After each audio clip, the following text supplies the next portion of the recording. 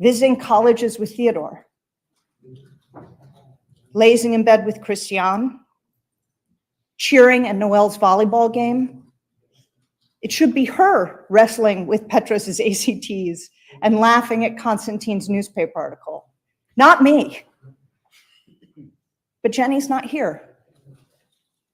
Because Troconis helped destroy evidence and lied to the police, Fotis Dulos remained at large over 9 months following the murder of Jennifer, from May 2019 to January 2020. That's May, all of June, July, August, September, October, November, December, January. We lived in a state of fear that we would lose the kids to him and that they would be hurt. Hours after the murder, Dulos demanded we return the kids to him. 2 days after the murder, he was raging in our lobby. Even after he was arrested, the police warned us that he would kidnap the kids or enact some violent revenge on us for taking care of them. I did the calculations. How long did we have from when the ankle bracelet alarm went off until he arrived on our doorstep? 1 hour? Maybe? The kids were accompanied everywhere by armed security guard for 9 months, and I was never not on alert. Because Troconis helped destroy evidence and lied to the police, Jennifer's body has never been found. I could not mourn Jennifer openly because she was missing. I could not answer the kids' questions, where is she? I gave a eulogy at a memorial without a body. Her mother put a headstone over an empty grave. Because Troconis assisted Dulos in the disposal of Jennifer's body, all we do have is a bloody bra and a shirt stiff with Jennifer's blood, sliced up the center. And all of the horror engendered by these, our only artifacts. That's what the kids have left of their beautiful, gentle mother. And that's what I have left of my friend. In the instructions explaining the scope of the victim's statements, we are invited to give our opinion as to what should happen to the defendant. In my opinion, Michelle Troconis deserves the maximum sentence available under the law. 1, your cruelty is stunning, and therefore you deserve a sentence at the upper limit of the range. These 5 children were not an abstraction. They were not your boyfriend's kids, a photograph on a desk. You skied with them, you lived with them, you fed them, you tucked them in. Your child, Nicole, is the same age as Petros and Theodore. She is a daughter, like Christiane and Noel. How could you, as a mother, knowing what that means, knowing what that bond is, how important that is for Nicole, choose to kill the mother of these children you claim to love? You must have known what the outcome would be, the devastation, but you did it anyway. Killing Jennifer demonstrates a capacity for cruelty that is mind-boggling, or that you are incapable of human feeling, that you are unable to conceive of these children as anything other than things to be acquired. Your greed is engulfing, and therefore you deserve a sentence at the upper limit of the range. You claim you didn't know Jennifer, but you coveted her life, and you effectively took it for your own. First, you took Jennifer's husband. Whatever the state of their relationship, they were married. Then you took Jennifer's home, moving yourself Miami into Fort Jefferson, into Jennifer's bed. You moved Nicole into one of the kids' bedrooms. You enrolled Nicole at the school where Jennifer had 5 children, friends, a community. You tried to take Jennifer's children. By erasing Jennifer, you hoped to get custody, becoming what you and Fotis prematurely claimed to be, a married couple with 6 children. You cold-bloodedly planned, executed, and covered up Jennifer's murder, and therefore you deserve to be sentenced at the upper limit of the range. This killing was not an accident. You did not lose control. You helped plan every complex step, minute by minute. You drifted around that house, fiddling with Fotis's phone, providing him with an alibi, all the while knowing he was in New Canaan, snuffing out Jennifer's life. You were intimate with him against the door of the Tacoma, bloody seats and all. You sat in the Raptor chewing gum and texting while he disposed of bags of bloody evidence. That is the definition of cold-blooded. Your Honor, I believe any and all sentences should be served consecutively. There are no mitigating factors. This woman is sophisticated, she is educated, she's an independent person. She was not swayed by Fotis. I knew him 4 years, much longer than she did. And he was no Svengali. He had no special powers. She has shown no remorse. She's had many opportunities over the past 5 years to help or show compassion, and she never has. Finally, to the degree time in prison provides retribution for these crimes, she deserves to be sentenced at the upper limit of the range. Troconis' daughter, Nicole, was 12 when Troconis conspired to kill Jennifer. In the past 5 years, Troconis has raised her daughter into young adulthood. In Connecticut, Miami, and Colorado. Troconis has been available to her mother, spent time with her sister and her friends. Jennifer will not raise her children past May 24th, 2019. Jennifer will never take care of her mother or sister. Jennifer will never spend time with us, her friends. Jennifer's sentence is forever.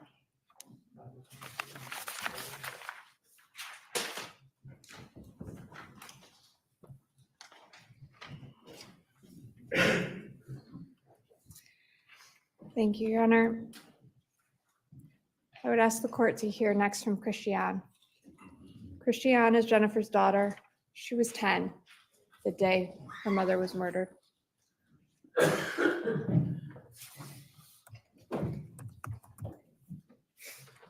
morning, Your Honor. Good morning. The first time I met Michelle, we were water skiing in Miami. I'd heard that she was my dad's friend, and that was all I ever thought was relevant to know. The next time she came into my life was when we left Farmington with my mom. I don't remember it very well, but I didn't know we were leaving Fort Jefferson for good. When my mom told us we were going to New York, I expected just another visit to my grandma's house. And the pictures of the house we were moving into began to be shown, and talk of dad's cheating slipped from adult mouths and spread to me. I was confused. My dad, the person who I looked up to, was doing something awful, and it was with Michelle. Michelle, the woman I had not given a thought to since I had last seen her. Our lives completely changed from then on. We were living in New Canaan and getting enrolled in New Canaan Country School. I remember talking to my dad on one of our visits. I asked him something like, "Why did you cheat on Mom? I thought you said cheating was bad." He answered, "When you really love somebody, sometimes you can't wait." It occurred to me then that the person Dad really loved was no longer my mom. It was Michelle. Michelle, the one who was moving into my house, sleeping on my mom's side of the bed. It occurred to me then that this affair was why my mom took us and left, why she cried at night, and why we were no longer a family. From then on, Michelle was a part of my life with my dad. Later on, my dad told us that Michelle was not allowed to be around us anymore, and that if we wanted to keep seeing her, we could not tell Mom that Michelle was at our visits. I cared, almost more than anything, about keeping my dad happy and proud. So when my mom asked me if Michelle was at our visits, I lied. I stood in her bathroom, just my mom and me, looked at her and said, "No, she's not at our visits." Not because I wanted to keep seeing Michelle, but because I knew Dad wanted to. Mom found out that we lied, and soon Dad's visits became shorter and shorter until it was once a week with the supervisor. Michelle's presence in our lives, even before May 24th, was overwhelming and invasive. I lied for her. I was told to trust her. I switched bedrooms so that she and her daughter could move in, all while seeing the effects this had on my own family. On May 24th, 2019, I went to my friend's house after school while my siblings went to New York.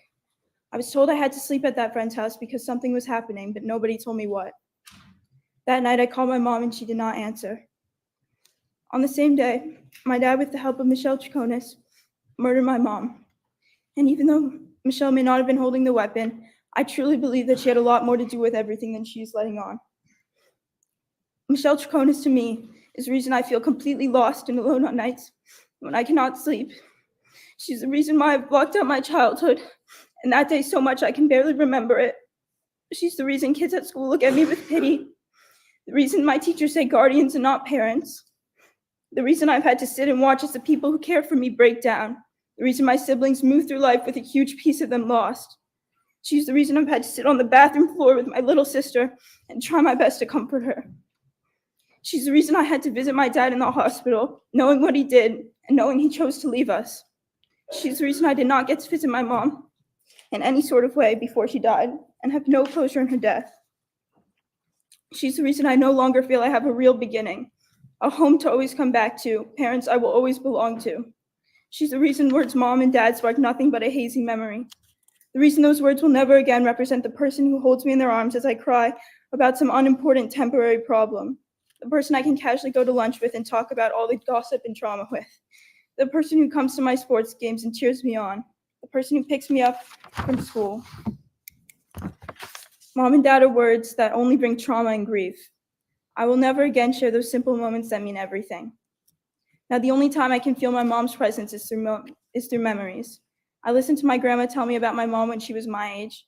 Her friends share stories of her life. All of this is bittersweet. I hold on to these moments of her life knowing it should be her telling me these stories. I read her own writings where she talks about motherhood and of the future she never got to experience. Our teenage moments that she predicts she never got to live through. And now I'm coming to a point in my life when I'm starting to understand the full person she was. I only knew her as my mom. I'm now discovering who she was as a child, a teenager, a young adult, by myself. She should be sitting here and doing it alongside me. Michelle Troconis is the reason I've had to wake up every single day since May 24th, 2019, and ignore the first 10 years of my life because I cannot even begin to process everything. For that and everything else I've said, Michelle deserves a maximum time in jail. Thank you. Thank you.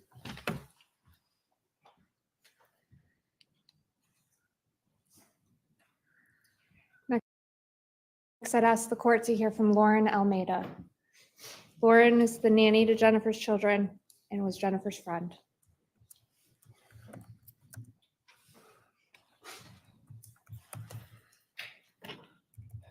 Your Honor, thank you for letting me speak today. This is a photo of Jennifer on her 50th birthday. We all celebrated together. It's also her last birthday that we all celebrated together. I first met Jennifer in 2012 when she had 5 small kids and I was 21 in my senior year of college. I started babysitting for Jennifer once a week, but then that grew to seeing Jennifer and her kids almost 6 days a week. From the beginning, I was never just their nanny. To be inside someone's home is such an intimate experience, one that has many ups and many downs. But right away, Jennifer opened up her home to me and made me part of their family. We were a duo right away. She trusted me and I trusted her. It was Jennifer I went to when anything happened in my life, when I needed direction or someone to just vent to. Jennifer always had my best interests at heart and gave me a space to be heard. She made me laugh. She made me think about my future, and she provided me with opportunities I never thought I'd have. Most importantly, she loved me, and I loved her and her family. Through this experience, I've gained people in my life that were Jennifer's closest friends and are now my chosen family. Women who are teaching me how to be a mother, how to let things go, how to just live and love. They have all taken some place of what Jennifer was to me, even though that hole can never be filled. There's a piece of Jennifer in all of them. I hear Jennifer's voice in Kiki's, her intelligence in Carrie, her force with Laurel, and her wittiness in Caroline. Seeing Melissa and Gloria, I see Jennifer in their eyes and smiles. While I've gained this chosen family, it shouldn't be like this. It should be Jennifer sitting at the table helping with homework. It should be Jennifer attending sports events. It should be Jennifer taking them on college tours. It should be Jennifer's bed they run into at night. It should be Jennifer giving them advice on friendships. It should be Jennifer that they have to console them. It should be Jennifer to see them at their sad times and at their happiest. And you, Michelle, you have helped take away all of this. You took their mother and you took my friend. The actions of Michelle Troconis have greatly affected my life and continue to affect my life. The day Jennifer went missing was the day I started to fear not only for my life, but the life of Jennifer's 5 children. And this was directly because of what Michelle and Fotis decided to do on May 24th, 2019. I no longer slept. I no longer could leave the apartment without running to my car in fear that someone would come after me. I could no longer enter my home in Connecticut without a police officer because I was afraid of Michelle and Fotis being on the other side waiting for me. We didn't leave the kids alone because we were certain Michelle and Fotis would try and take them. We had armed bodyguards escort us anywhere we went because we lived in fear 24/7. I had nightmares so bad I woke up in tears shaking, unable to let go of the thought of Michelle and Fotis taking these kids and doing something unthinkable, because the unthinkable had already happened. It has been proven that Michelle conspired with Fotis to kill, in the most gruesome way, a mother of 5 kids, a mother and my friend. May 24th, 2019 was the day Jennifer was murdered by Fotis and Michelle. And that was the day I decided I wouldn't leave those kids until she was found. It's been 5 years, and I still haven't left their side. I had a relationship, upcoming career, family, friends. My whole life was in Connecticut. I left all that to help Gloria and Jennifer's close friends to care for these kids. My relationship ended. I lost the place I called home. I've lost friends and time with my family. I had to rethink what my life would be like now that I had 5 kids to help look after. These kids have become my whole world, and they've taught me what unconditional love is. But because of what Michelle has done, my life has become something unexpected. I put my own goals in life on hold. My desire to have my own children has been paused. I've also witnessed what losing both parents have done to these kids. Tears, fear, sadness, because they no longer have parents to watch them grow up, watch them graduate, help them learn from mistakes, enter relationships, and share memories of their childhood. The feeling we all feel, knowing we have our parents in this world that love us unconditionally, no matter what we do. The 5 of them lost that. And while the kids are surrounded by unconditional love, this feeling of safety and security for them is gone. You, Michelle, were found guilty on all accounts in this courtroom. You, Michelle, drove with Fotis while you threw away Jennifer's bloody clothes in the trash. You, Michelle, lied multiple times to the police. You, Michelle, have been disrespectful in this courtroom. You, Michelle, have been found guilty of conspiring with Fotis to murder Jennifer. You, Michelle, show no remorse and no accountability. Michelle Troconis deserves to spend the maximum sentence behind bars because of all that she did. She helped change the course of so many people's lives. And for what? To take Jennifer's place? Because you could never. To live this lavish lifestyle Fotis promised? We'll never know, because I believe Michelle will never be honest. She took away the most genuine, thoughtful, funny, and kind person I have ever met. She took away a mother who sang silly songs to her kids, who was always there when they fell to lift them back up. A mother whose whole life was Petros, Theodore, Christian, Constantine, and Noel. Now, these kids and all of Jennifer's loved ones no longer have that. We don't even have the comfort of knowing where she is. Where is she, Michelle? Michelle helped take Jennifer's life at the young age of 50, and she deserves to live out the maximum sentence behind bars. Thank you, Your Honor. Thank you.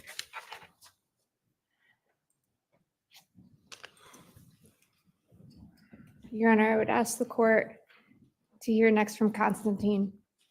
Constantine was Jennifer's son, and he was 10 years old when his mother was murdered.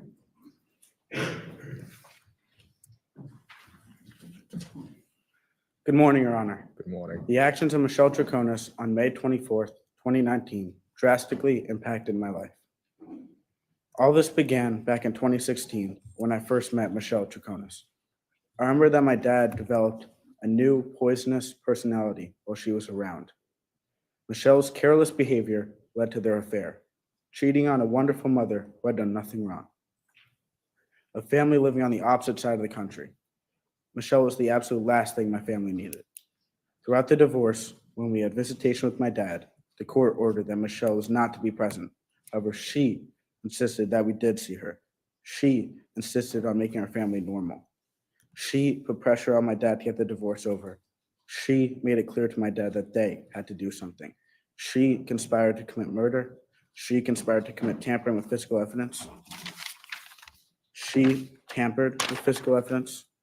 She hindered prosecution. She has shown no remorse. She has not cooperated. She attempted to frame Pavel, an innocent and kind man. My mother was a caring mother of 5 children, a loyal friend and sister, a lovely daughter. My mom always had a dream to be grandmother, forgetting the names of our many children. She will not have that. Taking away a nurturing mother at such a young age is not something you, the court, can take lightly. I can't go home to my mom and talk to her about my school day. I can't listen in on any of her stories. I can't crawl into her bed late at night. I can't learn things from her, like when she taught me how to tie my shoelace the proper way. She was my favorite person in the world, my role model. She is still somewhere in my heart. However, I will never be the same person as I was in Connecticut. All this loss is because of Michelle Troconis. I think she should serve the maximum sentence possible. In the end, however, your decision and my statement are not about me or Michelle. This is about serving justice for my mother, Jennifer Dulos. Thank you for your time. Thank you. Next, I'd ask the court to hear from Caroline Buckley. Caroline is a longtime friend of Jennifer and caregiver now to the children as well.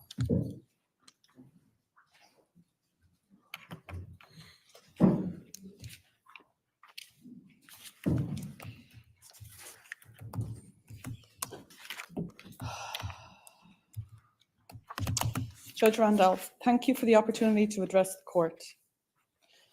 Jennifer was my friend for 12 years before her murder. Our children are the same age and went to the same school together until she was forced to leave Farmington in 2017. We celebrated births and birthdays together, school concerts and sports days. I miss her every day. In 2017, when Jennifer found out about Michelle Troconis, such was her fear of Fotis that she planned her escape. She hid her belongings at my house before she fled. She left a community of friends that loved her. She left a school that her children loved and that the defendant subsequently enrolled her daughter in. Throughout the following months, Jennifer was shocked at the behavior of Michelle Troconis. Jennifer, honest to her core, was horrified at Michelle's belief that rules did not apply to her. We witnessed this behavior throughout the trial. As a result of Michelle Troconis' lies, Fotis Dulos was not initially arrested. Living in Farmington meant that my family were located in close proximity to the defendant. Every day, we lived in fear. We searched for answers and looked for clues for Jennifer. Places that had warm memories of friendship and fun childhoods became the stuff of nightmares. On a practical level, in May 2019, it became clear that Jennifer's house and belongings in New Canaan needed to be tended to. Documents relating to her children within days of her murder needed to be retrieved from that house. So 7 days later, I went into that house. I remember the 5 fish swimming in their bowls, the kitchen with balloons left over from a celebration scattered about the fingerprint dust and bloodstains. Going into that garage where my lovely friend met the end of her existence is something that will haunt me for the rest of my life. It was devastating to witness the evidence of suffering and unimaginable fear and pain Jennifer endured in her final moments. Michelle Troconis' actions on May 24th and beyond have had heart-crushing implications for her children, Petros, Theodore, Christian, Constantine, and Noel. Throughout our friendship, we talked about hopes and dreams for our children. Every day since their mother's murder, I have watched these dreams take shape, but they are a little duller without her bright light, and they will always be that way because of the actions and very clear inaction of Michelle Troconis.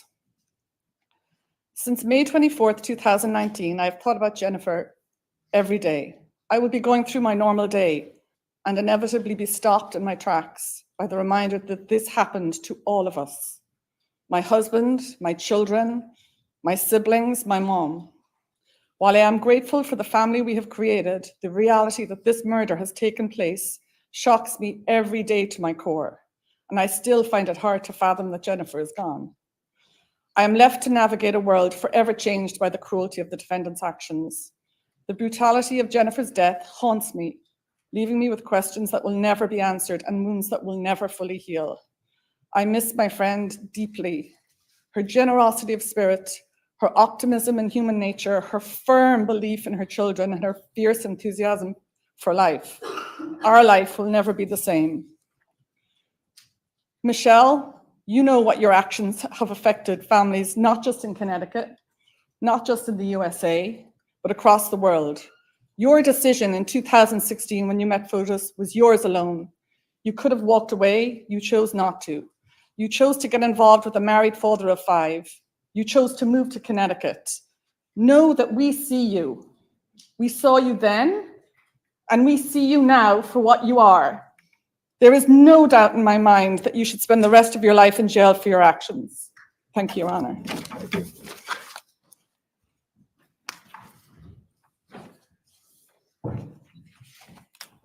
I ask the court next to hear from Noelle. Noelle was 8. She was 8 years old the day her mother was murdered.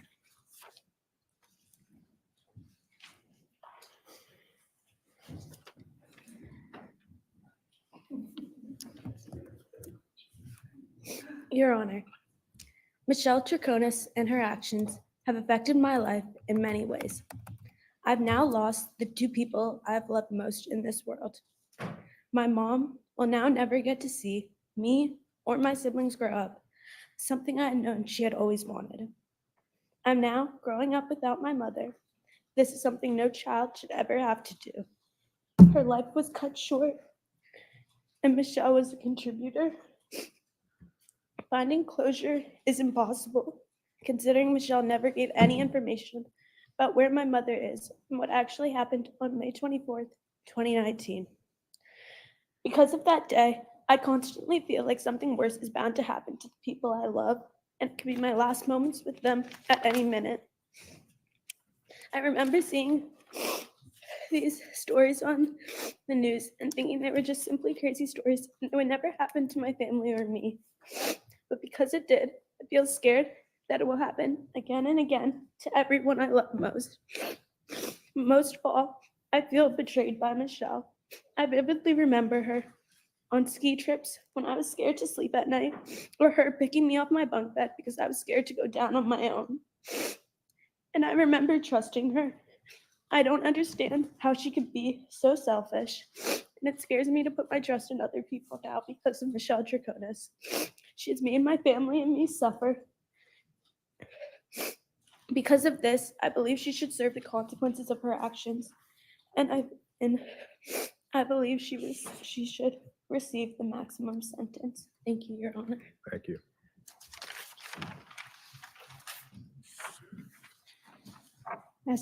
I would ask the court to hear from Carrie Luft.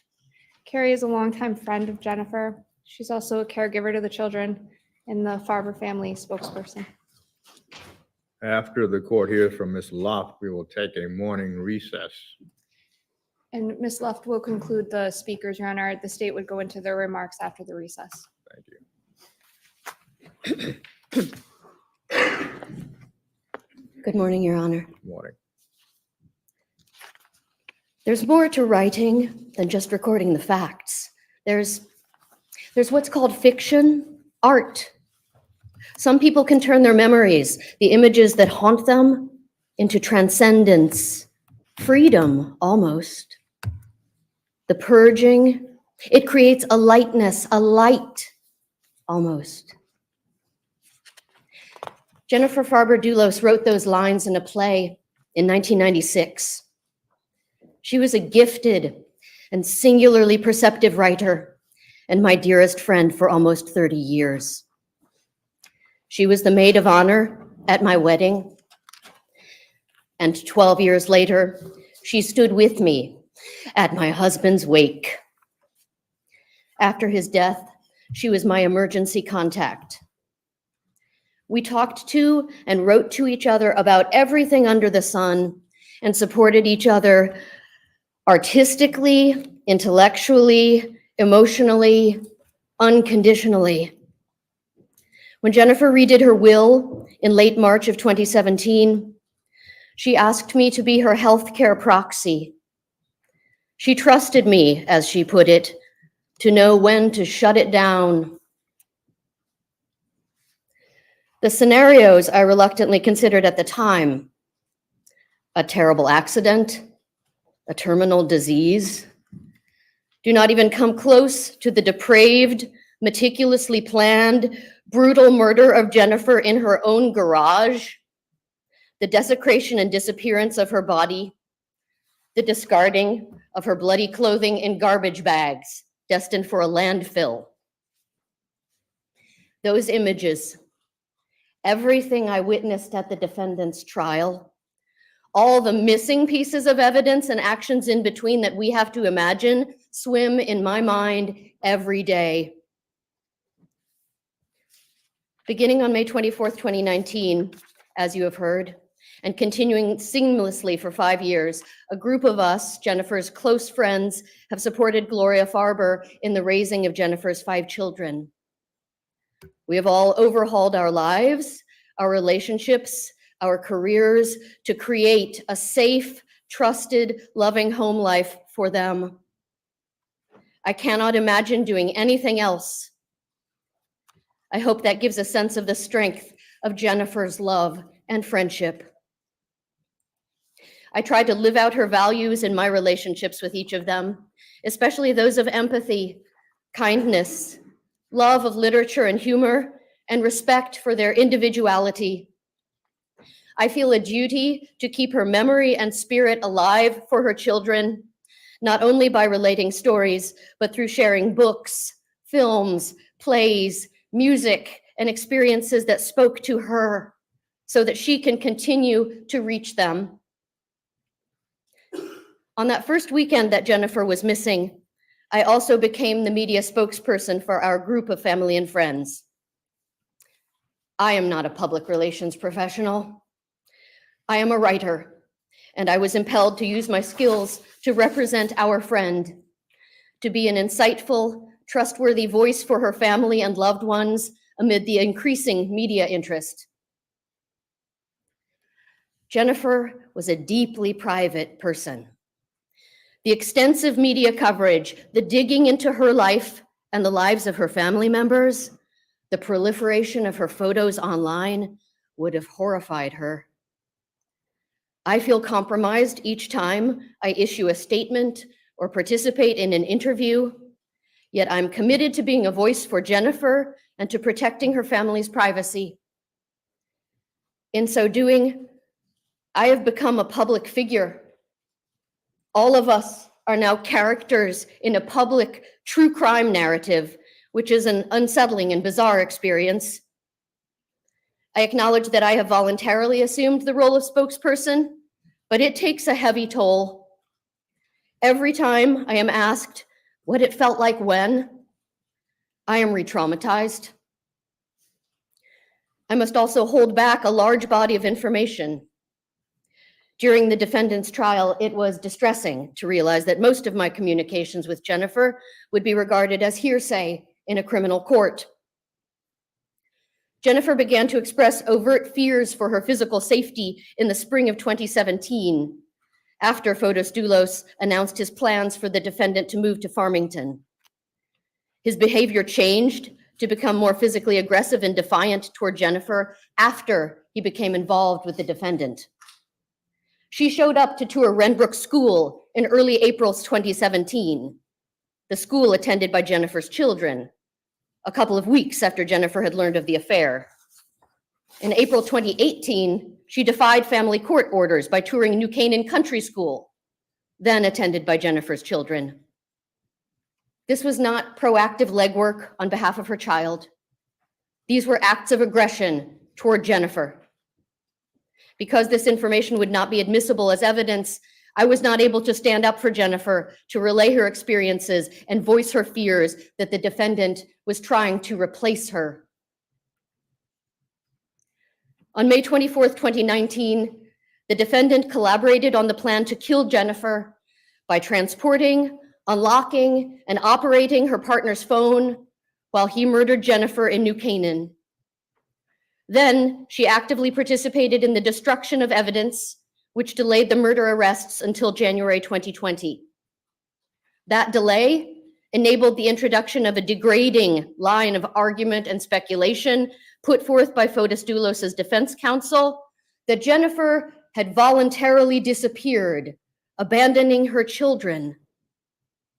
This was slander, suggesting that Jennifer was not only alive, but also deceitful, cunning, and unspeakably callous.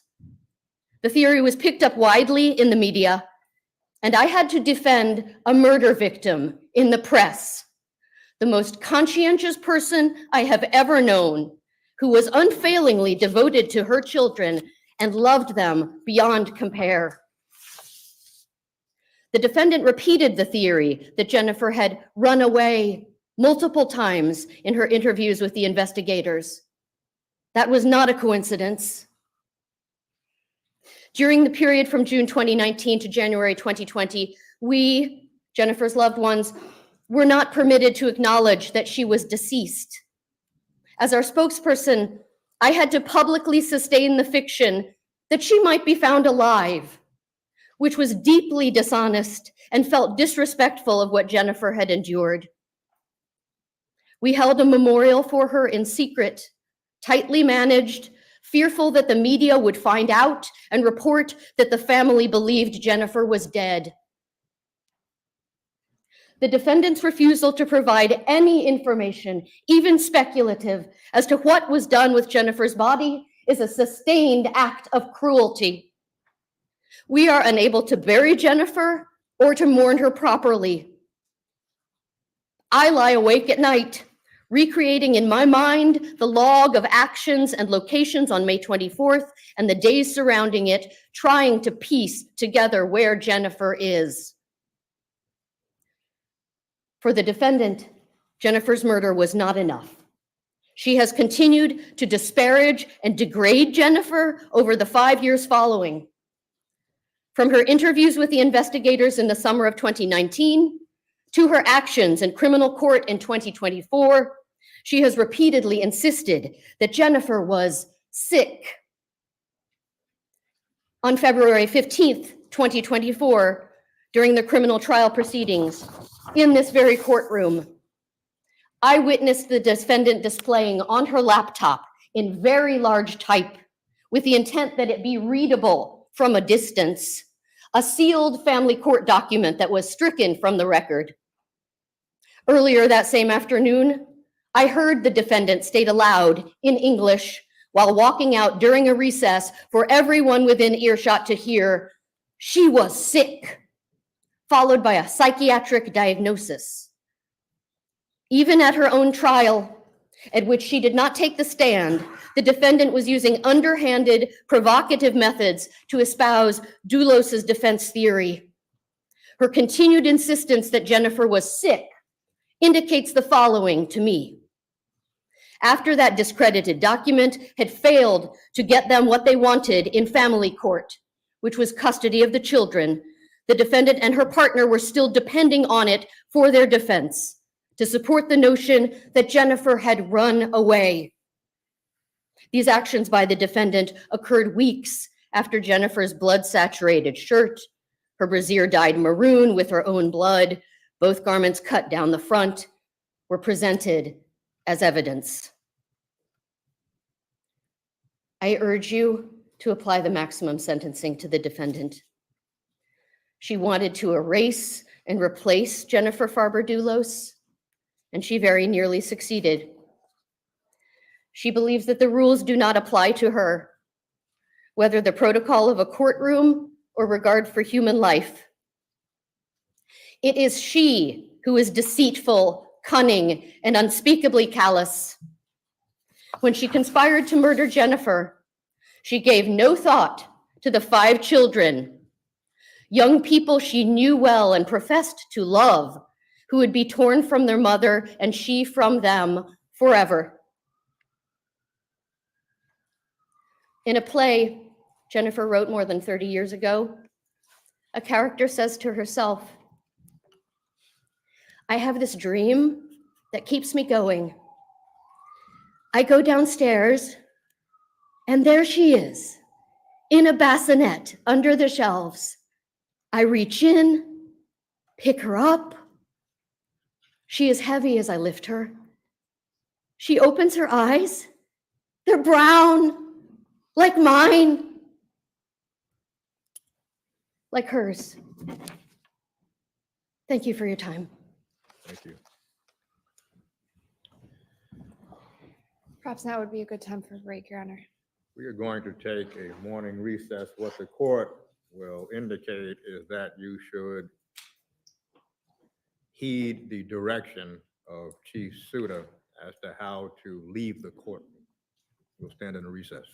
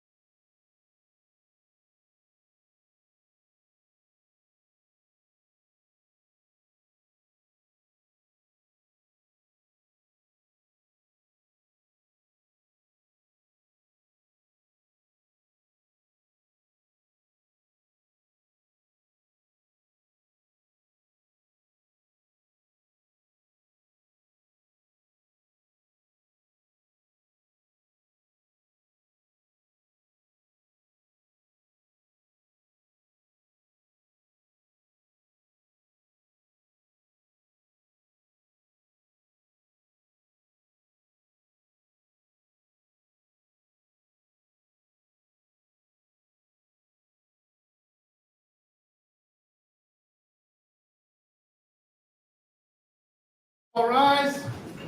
This Honorable Superior Court is back in session. Good morning, Your Honor. Good morning. Please be seated.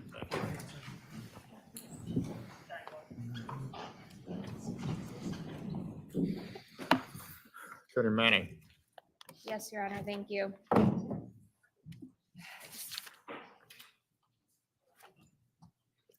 Your Honor, I can't express the pain that Jennifer Dulos' family and friends go through and are reminded of every day. We have only heard from Jennifer's family, friends, and children for a few moments today, but you can see the impact of having someone like Jennifer as their mother has had on them. They are strong, they are intelligent, and they are kind. Jennifer's friends coming together to dedicate their lives to helping these children grow and continue Jennifer's memory. This shows how amazing Jennifer Dulos truly was to inspire such loyalty and such friendship. She can never be forgotten or replaced, even though the defendant, Michelle Troconis, tried. And she tried in the most evil and heinous way by agreeing to commit murder. I mean, think about that. You agree, you have a conversation, you talk about it, and you agree. You plan to kill somebody, to take a life. The hatred the defendant must have had for Jennifer Dulos to willingly conspire to commit murder. Remember the words conveyed by a witness during the trial as to how the defendant even referred to Jennifer Dulos as a bitch who should be buried next to the dog. These children in 2019, the children Your Honor heard from today, Petros, remember, was 13. Theodore was 13. Constantine was 10. Christian was 10. And Noelle was 8. She was 8 years old when the defendant conspired with Fotis Dulos to kill their mother. And some of the things Your Honor heard from the family are proven to be true. The defendant knew these children for years before 2019. She professed to care for them. I think about Noelle's story about trusting the defendant. And at the same time that she professed to care for these children, she made the conscious decision with Fotis Dulos to take their mother's life. Knowing you are going to inflict unimaginable pain, suffering, and loss on 5 small children, and still making that decision, still deciding to commit murder, then covering it up and destroying evidence, this resulted in so much pain that is still to this day, and with no closure in sight. Because Jennifer's family still doesn't know the location of Jennifer's body. And make no mistake, we will never stop looking.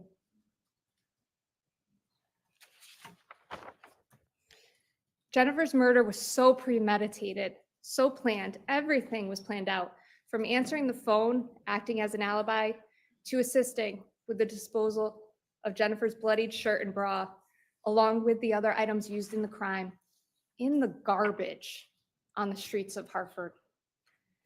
The defendant willingly agreed to answer the alibi call, to walk around and carry Fotis's phone that morning, and to participate in the cleanup at 80 Mountain Spring Road and light the fires. And days later, she willingly agreed to continue this cover-up by writing a false alibi script, and at Russell Speeders by assisting in further destruction of evidence in the vehicle that was used in the homicide. And all those lies she perpetuated with the police, she did those acts on her own, just like she willingly agreed to murder Jennifer Dulos. It's the motive, Your Honor, the facts of the case that came out during the trial, the contempt the defendant has shown, and the cruelty that she has imposed on so many people, which mandates a substantial amount of incarceration. The motive, the reason the defendant agreed with Fotis Dulos that Jennifer needed to die was clearly brought out in the trial. The defendant wanted her dead. It is only with Jennifer's death would all the court hearings and custody hearings stop. Remember the defendant's own words that she endured 2 years of torture. It's been like a nightmare. Then she would finally be able to live in a beautiful home in Farmington. Fotis Dulos would have all the children in his home. Michelle Troconis would finally get everything she wanted. She could replace Jennifer. But in order for that to happen, Jennifer had to die. William Shakespeare wrote, "There is no sure foundation set on blood, no certain life achieved by others' death." That quotation rings so true here because the defendant thought she could build her life on Jennifer's death. The defendant wanted so badly to replace Jennifer that in April 2017, before Jennifer had even moved out of the family house, that's when she toured the school that the Dulos children were attending. And when Jennifer moved to New Canaan, the defendant again toured the school, New Canaan Country School, where the children were attended, even when she still resided in Farmington, miles away. She moved into the house at 4 Jefferson Crossing, a house Fotis and Jennifer built together, paid for by Jennifer's family. She worked at 4 Group, a business financed by Jennifer's father. And she immersed herself in the homeowners association in the neighborhood, trying to replace Jennifer and the Dulos children. Even when she wasn't supposed to be near them during visits, she was. The children were given the impossible and cruel task of lying to their mother. The defendant's cold-heartedness, her selfishness, it absolutely has no bounds. But it didn't work. She wasn't able to replace Jennifer. Jennifer fought back in court dates and hearings. She fought to protect her children. And that envy and jealousy that was so in Michelle Troconis' heart, it turned to hatred and blame. And that is when this agreement to happen. The defendant did more than just agree to commit this act, though. She assisted in it. She assisted in acting as an alibi, in covering up the murder, making these 5 children wonder day in, day out what happened to their mother. In the beginning, hoping their mother would come home. All the while, the defendant knew she was never coming home. The motive of these charges, Your Honor, that she has been convicted of is clear. It is heinous, callous, and it warrants substantial incarceration. Now, a jury of her peers have found Michelle Troconis guilty of each and every count. I'm not going to go over the 6 weeks of trial. Your Honor heard the testimony, you sat through all the defendant's interviews, her multiple lies, her misdirection, and her manipulation. Your Honor described it at an earlier hearing as 8 hours of inconsistencies on material issues in a cascade of circumstantial evidence. For sentencing today, I want to highlight some specific things that came out in the jury trial that showed the manipulation and pervasive cruelty of the defendant. And I want to be clear on one thing. We're not here to sentence Fotis Dulos. The defendant is faced with 45 years. Fotis Dulos clearly would be before the court, in the state's opinion, facing a lot more time. The state is basing its recommendation on the defendant's own actions, her agreement to commit this heinous act, and the defendant's lack of remorse and her lack of acceptance of responsibility. The actions in 2019 of a 44-year-old professional, educated woman with hate in her heart and a capacity to conspire to kill. The cascade of evidence, as Your Honor called it, some of the facts. The defendant manipulated Fotis' phone to act as an alibi as he murdered Jennifer Dulos, all to ensure she answered the call, the alibi call that was on Fotis' script as if it was he that answered that call. The defendant participated in the back and forth at 80 Mountain Spring Road and 4 Jefferson Crossing, and later discarded evidence on the Hartford city streets in garbage cans. The 3 separate fires at 4 Jefferson Crossing on Memorial Day weekend when the defendant was home. And the disposal of the bags of evidence in Hartford, tampering with evidence. You know, that sounds so simple, that word, tampering. We hear it all the time in criminal court, tampering. When, if you look at the facts of this case, it's so much more cruel than that. Because what did she tamper with? blood-stained gloves, a bloody poncho, bloody towel, altered license plate in the sewer, a blood-soaked bra, sliced down the middle, blood-soaked shirt, sliced down the front, and the zip ties, the bloody zip ties that were found with them. What was done to Jennifer that zip ties were needed? Only those who agreed to commit the act may know. We won't ever know. Days later, when the police were looking for Jennifer, the defendant was writing an alibi script. And on May 29, 2019, she and Dulos took the Tacoma to the car wash at Russell Speeders in order to destroy any evidence contained within it. And looking at the garage at 69 Wells Lane at Jennifer's home, a home she had just returned to from dropping off her children, what could Jennifer have been experiencing in the final moments of her life? We get to ask that. What did she experience? Sheer terror and desperation come to mind. And of course, as a loving and devoted mother, her children. I think about what Jennifer must have felt and thought as she was dying, all the blood indicating a brutal murder. If she was zip tied alive with the bloody zip ties, we don't know. We don't know exactly what Jennifer felt, went through, or was thinking. But we do know what the defendant thought, because the very next day, the defendant got her hair done. She laughed and she smiled with her hairdresser. And later, joking at the pond with her friends, this was in her interview. She joked about if she can have sex with Fotis while in jail. Jokes. We know what the defendant thought. All the while, 5 children are home, scared and suffering. I spoke about the motive, Your Honor, the hatred that caused the defendant to commit this crime, and the egregious and awful facts. The defendant has never accepted responsibility for her actions. I'm also cognizant of today's date. Today is May 31st, 2024. It was 5 years ago today, on May 31st, 2019, that Detective Butin with the Connecticut State Police seized the defendant's phone and began the execution of a search warrant on Fort Jefferson Crossing. On May 31st, 2019, it was the first day the defendant became aware that the police were closing in on her too. And she had a choice that day to cooperate, to tell the truth, to accept responsibility, and she made a conscious decision not to do so. Instead, she perpetuated a lie after lie after lie. And here we are 5 years later. All there have been are lies. Multiple lies, misdirection, and manipulation of law enforcement. There is no Dulos over her shoulder manipulating her. She played her role to the fullest on her own. In her 3 interviews to the police, she tried to portray the facade of the dumb girlfriend. I believe those were her words. This from a professional woman with all these degrees and accomplishments that the defense presents, numerous letters from people who have interacted with her, supported her.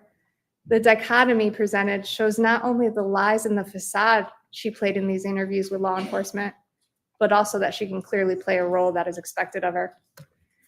Now, I don't stand here and minimize community support. It is such an important and treasured thing, as Your Honor can see from the Farber family community that has come together. And the letters, the numerous letters written to the court about the defendant. What's interesting to me that I found after reading them, and I did read them, is they all essentially say the same thing.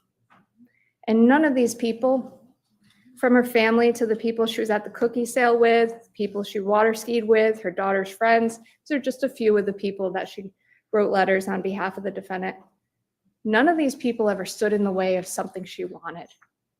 That was only Jennifer. Jennifer Dulos is the only person that ever stood in Michelle Troconis' way.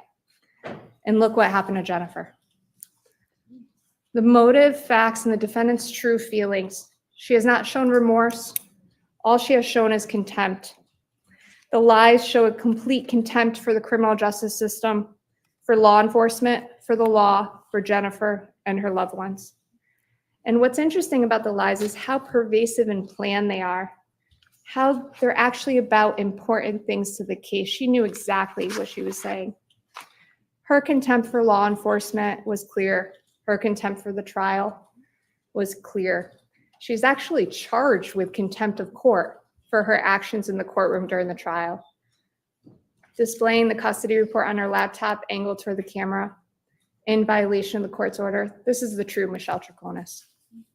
And just by nature, a guilty verdict for hindering prosecution. Hindering prosecution is the epitome of contempt for the criminal justice system. All these things mandate a substantial period of incarceration. But I want to talk about one last thing before I end my remarks. And that is the cruelty she has shown Jennifer's family. From the first interview with the police, she attempted to perpetuate this false narrative, this lie that Jennifer was sick, the lie that Jennifer would abandon her children and run away. Again, from the very beginning, the first interview, June 2nd, an attempted manipulation that continued throughout the trial. The defendant knew full well that Jennifer had not run away. In fact, the defendant not only conspired to murder Jennifer Dulos, she then assisted in the disposal of her bloody clothing, and then attempted to manipulate law enforcement by coldly implying that Jennifer just probably ran away. The cruelty to do this, to imply to 5 children that their mother would abandon them, knowing she was already dead. It amazes me that someone could make that evil decision to murder someone, then disparage the deceased victim over and over again for years, making things worse for those sadly left behind. The hatred, anger, and jealousy towards Jennifer Dulos, she will never let her rest. This is cruelty. The state respectfully requests the court sentence the defendant to a maximum period of incarceration. I listened to the family this morning, and hearing their pain, I don't think I could stand here and ask for anything less. She gave Jennifer a death sentence, so we are asking the court to give the defendant a life sentence, 45 years. The defendant, over the course of months and years, has never let Jennifer Dulos rest. Hopefully, with this sentence, the court does. Thank you. Thank you. Attorney Shornorn. Thank you, Your Honor. I'm not going to quote from the 64 letters that have been presented to the court. I assume Your Honor had an opportunity to read them. Yes. And unlike the state, for my purposes, I provided those to the state days ago so they could read them. I was not given the same privilege with regard to the statements until moments before we started today. I'm not going to address them. I believe that they were heartfelt, the statements that were made, and I'm certainly not going to address any of those statements. I do, however, before I ask for certain comments to be made by family and friends, just want to note that there are, as I counted, approximately 44 people present in support here of my client, Michelle Troconis. They come from Florida, Connecticut, other states, from Europe, and 9 who came in from Latin America. There are a few that are going to be presented who couldn't fly in.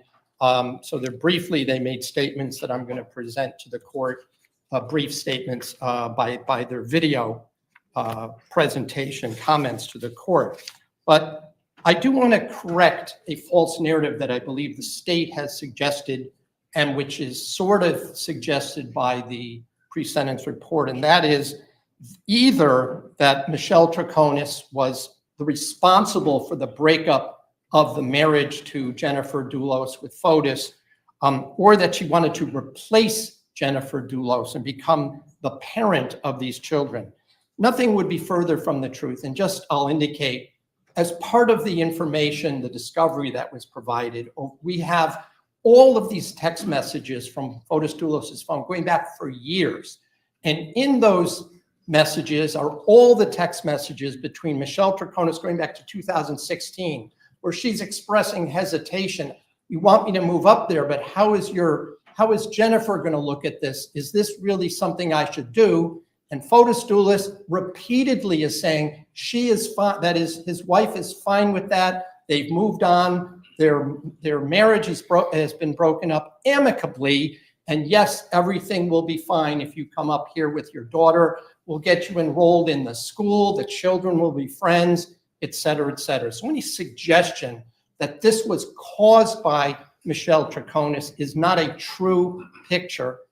She also, I would also note that Fotis Dulos personally told, and it's not relevant for the trial, but personally told Michelle's family and mutual friends that it was an amicable divorce and that Michelle was coming up here and that his wife was fine with that. So I just want to indicate that because there's been a suggestion that somehow Michelle was responsible for the breakup of this fine marriage, which is simply untrue, and simply the opposite is the evidence that was not presented at trial, but is presented through the discovery material.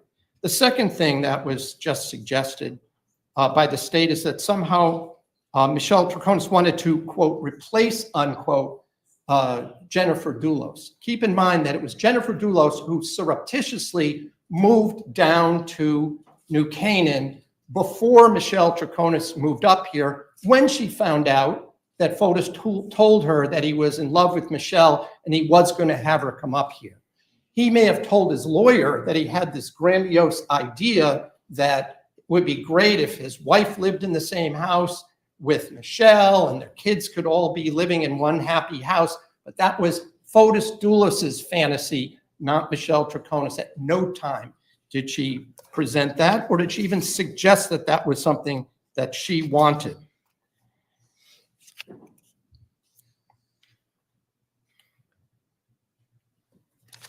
I just note that the state did keep out, the court rather, did keep out, and the state objected to a lot of the divorce material coming in, but I've read through every divorce pleading and those transcripts that were not sealed by the divorce court. And I indicate that Michelle Troconis had no involvement in any of the things that were going on in the divorce proceeding.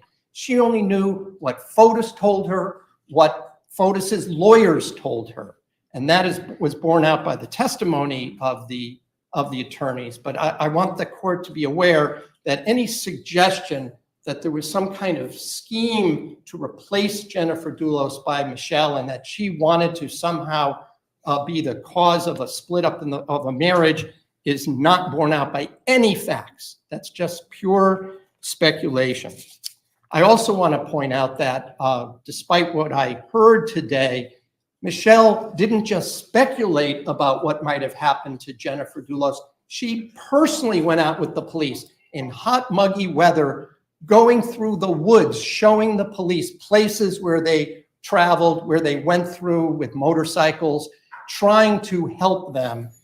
She drew maps and gave them were places where that she knew that Fotis Dulos had gone, properties that he owned, places that he went, in order to assist with that kind of searches.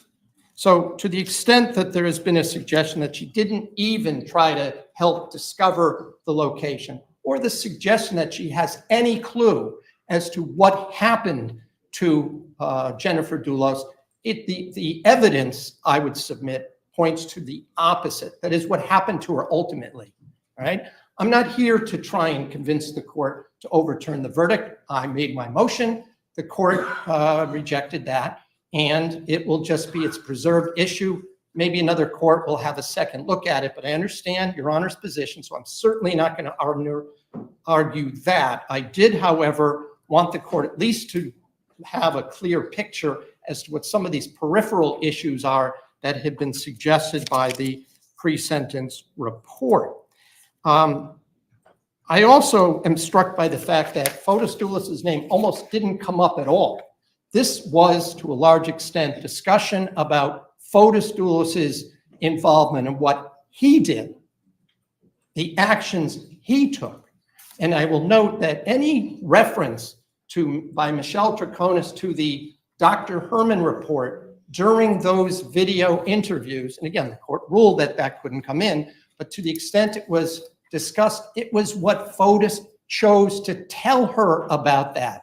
She wasn't stating, I believe that Jennifer Dulos had mental health issues. She's saying, that's what FOTUS told me was going on.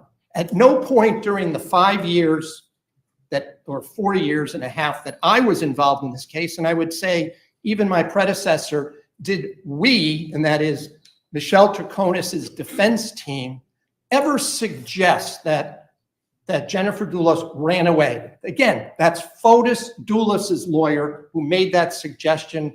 That's what the press ran with, and that was then made into some kind of a Lifetime event movie. That was not Michelle Troconis who did that. So before I go into anything else that I want to say, there are a number of people that I want to have speak to the court, and I'm going to begin with Michelle Troconis's pastor, Pastor Christopher Solomon. So I'm going to ask him to come up at this time. And maybe if you can come to the podium, and I'll just note that people should identify themselves and where they're from. What the court will indicate is that there's no need to approach the podium. Okay, All of the speakers can speak from council table. fine. I'll just make sure the microphone is pulled over. All right. Mhm.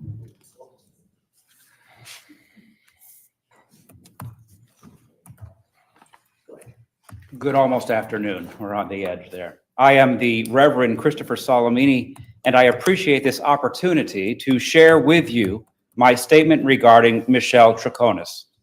I've served as the senior minister of Avon Congregational Church for over 5 years, since 2019, when Michelle and her family literally knocked on the door. The members of our church have been their sanctuary and their spiritual faith family. My years of study at Yale University with a Master of Divinity have been augmented by clinical pastoral education.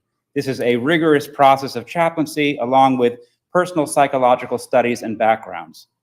Prior to ordination in the United Church of Christ, I served on the governing board of the Haddam-Killingworth Youth and Family Services. While working at Regional School District 17 and years before that in Florida, I served as a guardian ad litem, providing my assessments to the court from interviews with families, doctors, psychologists, and children in order to recommend custody placement for the Department of Children and Families. Seeking spiritual support and faith-filled fellowship, even though English was not her first language, Michelle participated regularly in both worship services and activities of mission and fellowship. When her parents and sisters visited Connecticut, they too participated. I wish the world could know the Michelle I know, one not defined in media bites, scribal gloss, and an agenda-driven caricature. Almost immediately, Michelle volunteered on a weekly basis to help with some ministry, regularly cooking large meals for a Hartford soup kitchen, preparing for our monthly Farmington Valley First Friday dinners, even helping convert and paint an old space at our church for a new ministry. Michelle's disposition is exceptional as a helper, and one who cheerfully and tirelessly worked beside church members, young and old. Over the course of months, with her involvement with mission work, attending Bible studies, and helping in any way she could, Michelle became a beloved and important member of our faith family. She often shared stories of how in her youth, she assisted her father, a physician, in third world locales in South America, where he performed heart surgery on infants.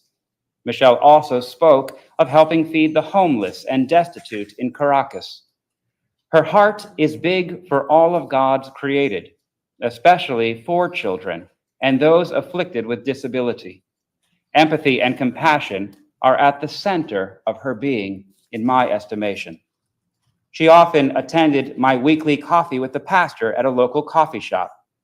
Any number of church members, depending on their schedules, could pop in and out. I watched carefully as Michelle tenderly cared for aging members facing scary health diagnoses. I watched her grieve with and hold close church members whose beloved family died.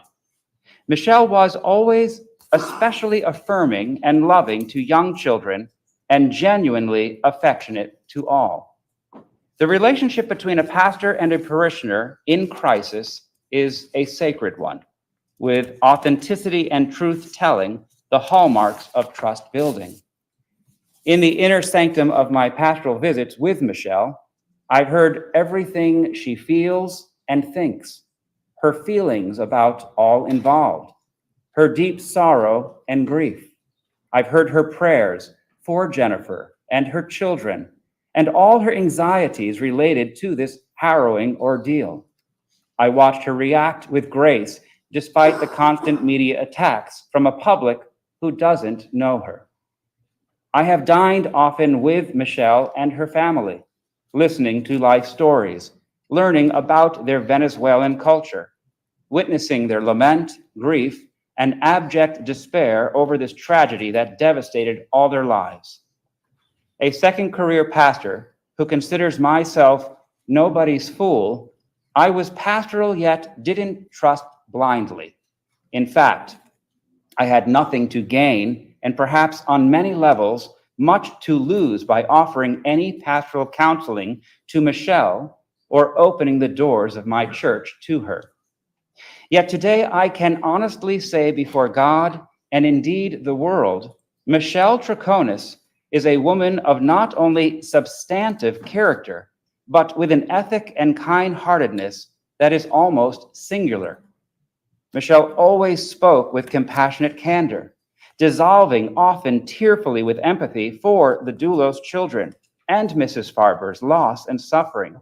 She never played a sympathy card, even though she herself was seemingly losing her own life with the ability to live with her daughter.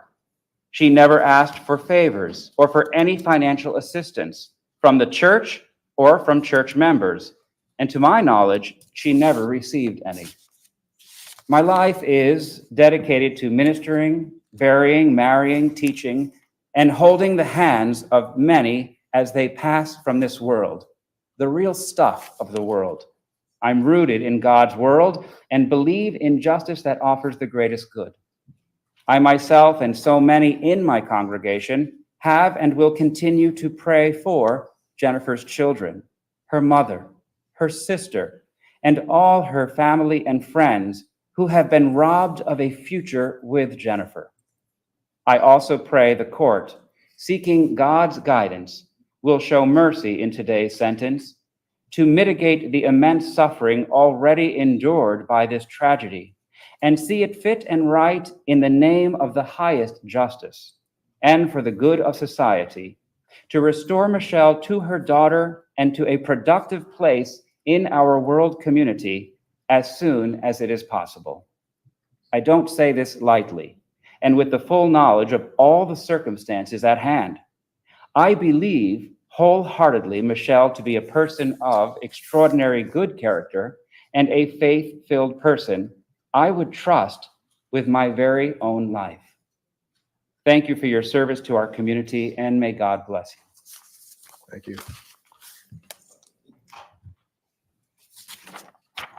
I'm going to call on Dr. Carlos Troconis to speak next, please.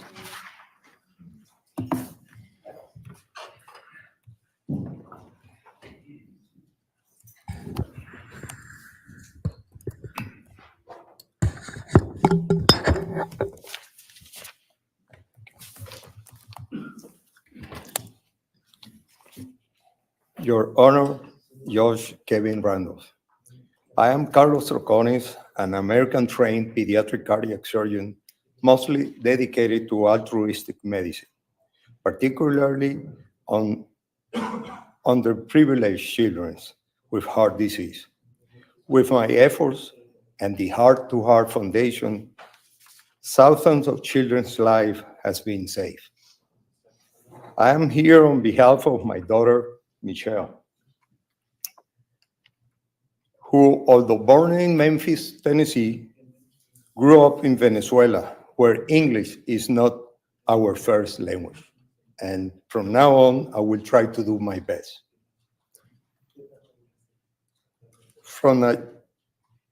I am a proud father of 4 daughters and grandfather of 8 American grandchildren. From a young age, Michelle joined me on medical mission to indigent, neglected indigenous areas like the Amazon. She displayed great empathy and compassion with any patient while they heal. I come from a family of 7 siblings. My oldest sister, Laura, was born with an intellectual disability and was educated in a special needs school, co-founded by my father, pioneering special education in Venezuela back in the 60s. Michelle was very close to her aunt, Laura, and this bond, along with the practice on the medical missions, inspired her to study special education. Michelle also developed a passion for outdoor life and animals, particularly horses. This led her to specialize in equine therapy, assisting children and adults with special needs. Despite the divorce between her mother, Maricela, and me, my daughter's life has remained unaffected by our separation. We handle it with mutual respect and understanding, ensuring that our daughter's upbringing was stable and loving. Michelle's ability to maintain positive relationship and her resilience through personal challenges were shaped by the way her mother and I managed our divorce. The amicable handling of our divorce provided Michelle with a strong foundation and the understanding that even in difficult times, maintaining respect and cooperation is crucial. In 2006, Michelle became a mother. Since then, she has devoted her life to supporting her daughter's dream of becoming an Olympic champion. Through dedication, hard work, discipline, perseverance, and love, my granddaughters achieved her dream, ranking in the top 10 for the United States team at the Winter Youth Olympic Games 2024 in South Korea. Even though Michelle was on trial, her steady support was crucial to her daughter's success. Regardless of the separation from her daughter's father, Michelle ensured that her daughter's life remained stable and loving too. Drained from her own experience with our respectful handling of our divorce, Michelle maintained a nurturing and supportive environment for her daughter. This separation did not affect her upbringing, neither. And both parents continued to prioritize her well-being, focusing on her education and family values. Our family has faced painful difficulties. Michelle's confinement has been overwhelming, especially for her teenager daughter, who needs her mother's guidance and support. These past 5 years has been the hardest of my life. I have left behind everything I love, including my patients, to focus on the legal process and support of my daughter through this heartbreaking process, coping with difficult challenges. My heart goes to the Dulos children who lost both of their parents. As a father, plead with you, Josh Randolph, to show mercy in my daughter's sentence. Given the chance, she could continue to be a valuable member of society, providing care and restorative therapies to children and adults. I hope that these examples of Michelle's compassionate character I have shared will consider in your decision. Respectful, Dr. Carlos Troconis. Thank you. Thank you.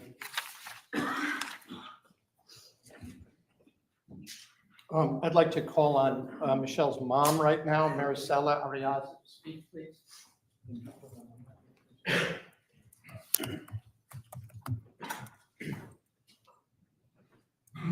Your Honor, Judge Randolph, good afternoon. Good afternoon. My name is Maricela Arriaza, and I am Michelle's mother.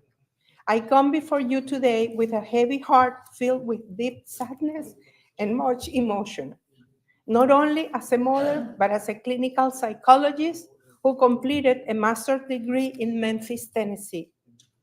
Michi, a nickname Michelle's family and close friends call her, she was a twin. Her twin brother sadly died as a baby. Losing a baby, a child, is devastating pain that leaves a hollow mark. You might imagine the extra love and special care her father and I poured upon her. Michi and all our daughters were raised to be respectful and to be hard workers. We knew coming from another country was important. These traits were, and all our girls have made us very proud. Raised also with a strong faith, they are known in their communities for their sweetness and caring love for all. Michelle has been my companion and has always been by my side when I needed her.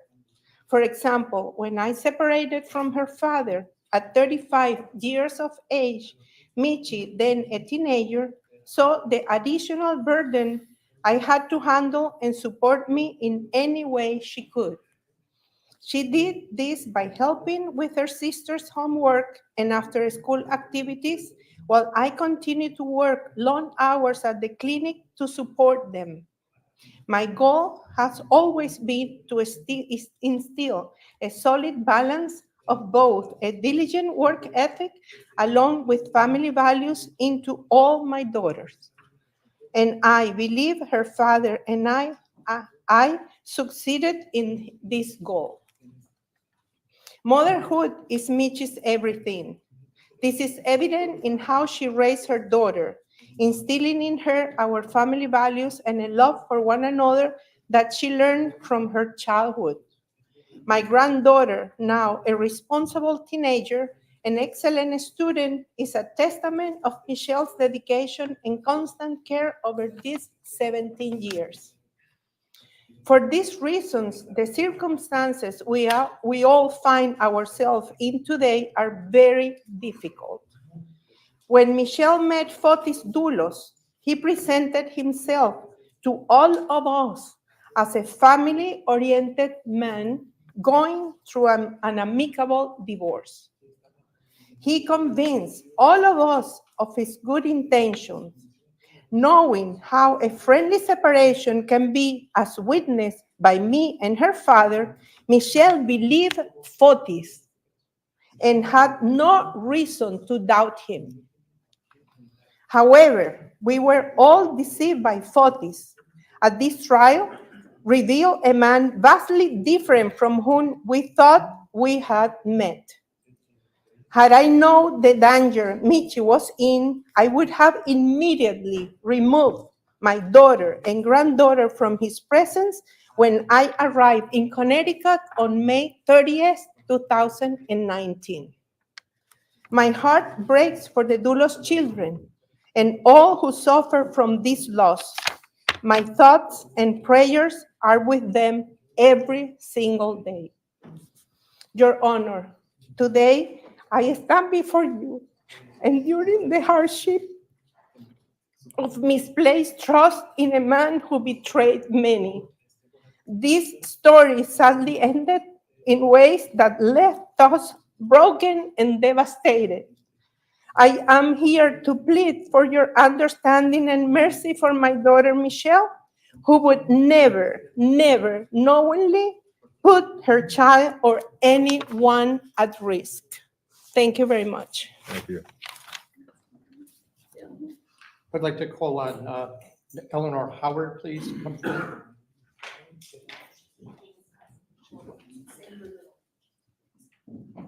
Oh, Sandra Little, I'm sorry.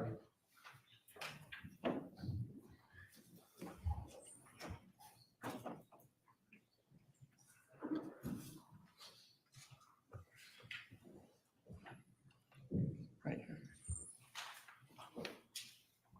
Good afternoon, Judge Randolph. Good afternoon. I thank the court for hearing me as I speak in support of my friend Michelle. My name is Sandra Lytle, and I've known Michelle for 4.5 years.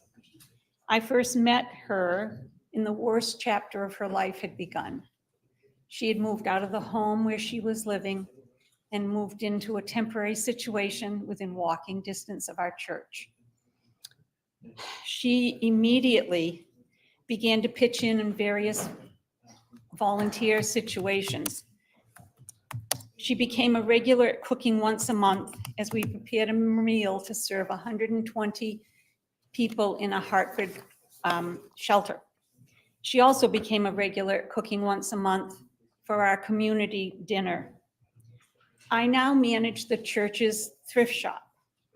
3 years ago, it was just simply an idea, and Michelle showed up and cleaned and painted the space for the shop. She attended regular Sunday morning worship services, and whenever her family was in town, they would accompany her and participate in whatever activity Michelle was involved in. Over the following weeks, months, and years, I got to know Michelle. I observed her as she met fellow parishioners, some who have various needs. Each and every time, she would work on a way to offer help and support. I witnessed her on several occasions when she could draw on her past experiences or on her deep faith to offer hope and encouragement to others. She is a trusting, intelligent, kind-hearted woman, full of compassion and generous with both her time and talents. Michelle is a positive contributor to her community, and above all, she is a loving mother who is trying to protect her daughter from the horror that has entered their lives. The seriousness of the charges against Michelle caused me to pause for breath, but not for a moment do I falter in my support of Michelle. While recognizing the evil, manipulative man that was Dulos and the tragedy that has befallen Jennifer, her children, her parents, and her friends, I pray they may find strength, peace, and comfort on their unspeakably painful journey. I also pray that over time, Michelle can be recognized as yet another one of Fotis's many victims. I appreciate your thoughtful consideration of my experience with the Michelle that I know when you determine her sentence. Thank you. Thank you. I'd like to call on Elizabeth Van Loon, please.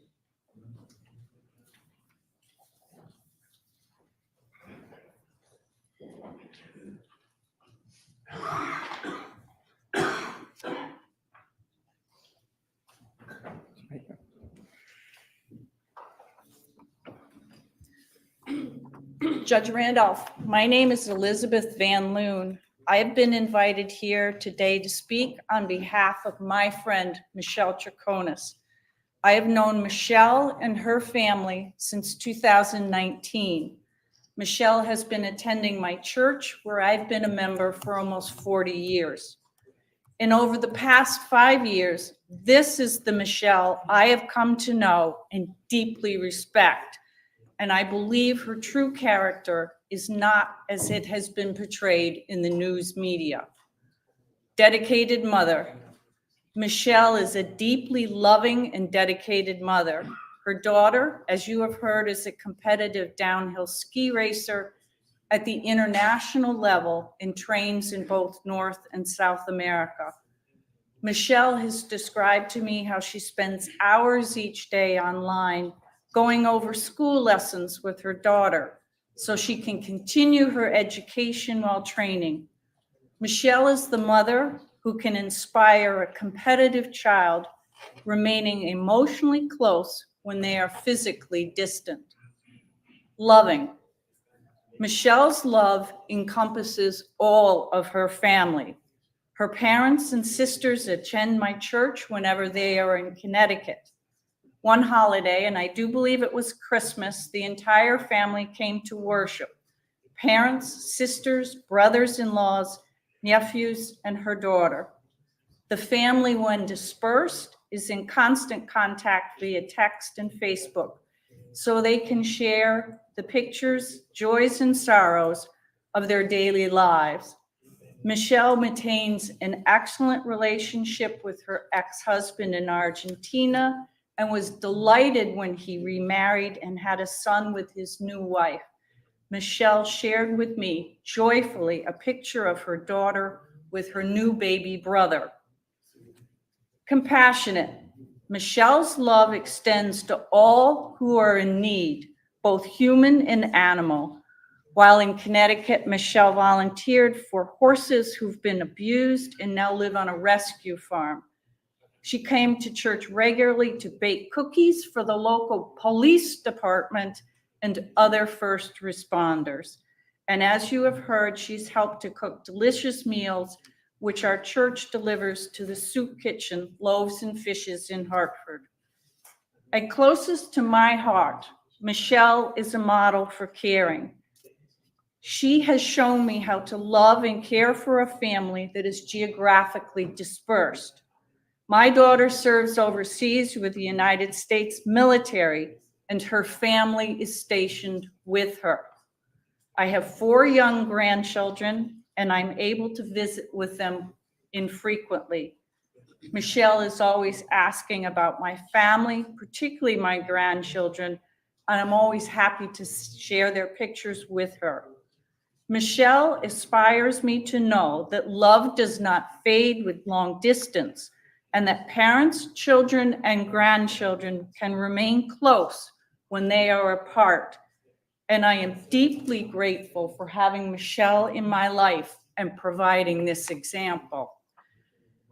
Faithful. I see that Michelle embodies the Christian spirit. As Jesus commanded, she loves God and her neighbors with a tender and open arms. And I do pray that God's love embraces the family of Jennifer, particularly her children, as they must navigate their lives without her. And I ask you, as the sentencing judge, to show compassion and mercy to Michelle Troconis. Thank you for your time. Thank you. Thank you. I'd like to call on Michelle's sister, Daniela, to speak, please. Daniela Troconis.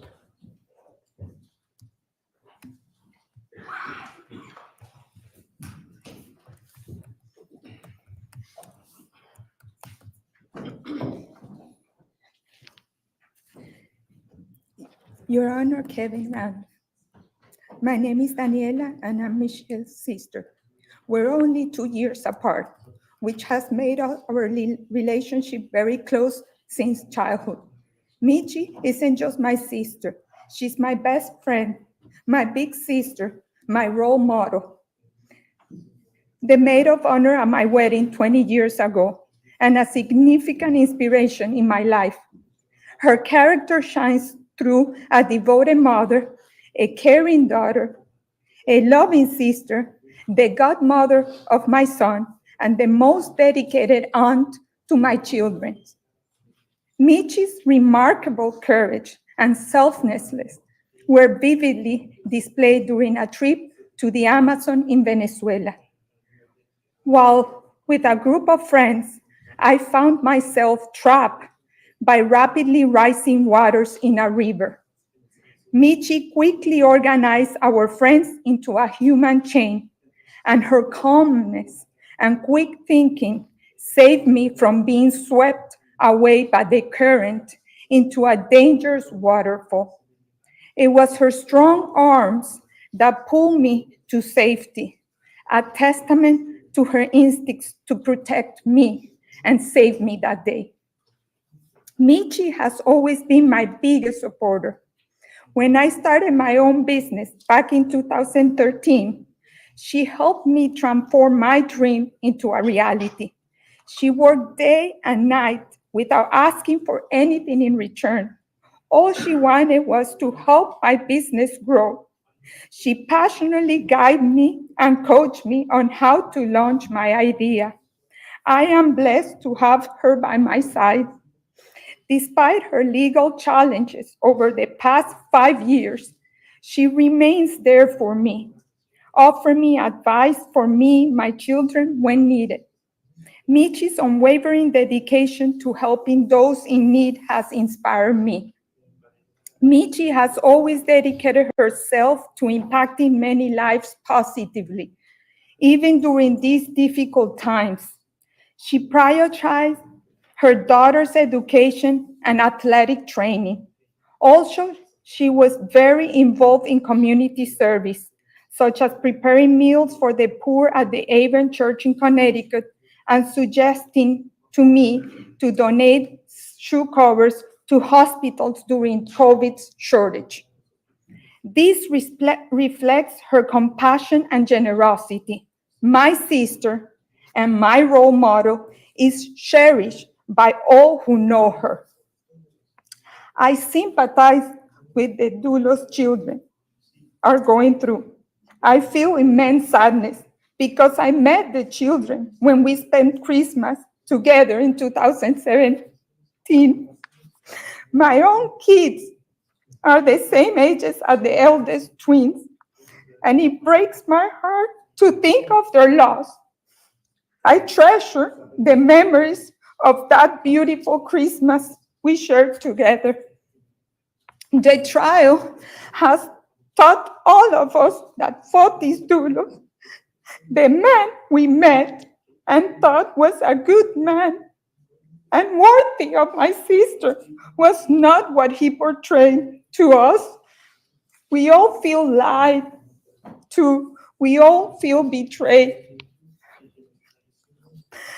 Your Honor, I implore you to have mercy. Michi's life mission has always been to dedicate to service to others. The Michi I know could never harm or assist in harming another human being.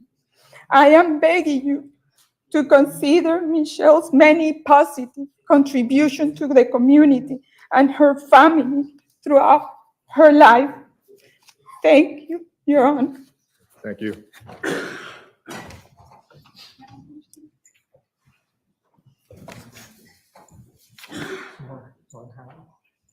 I'd like to call on Eleanor Howard, please.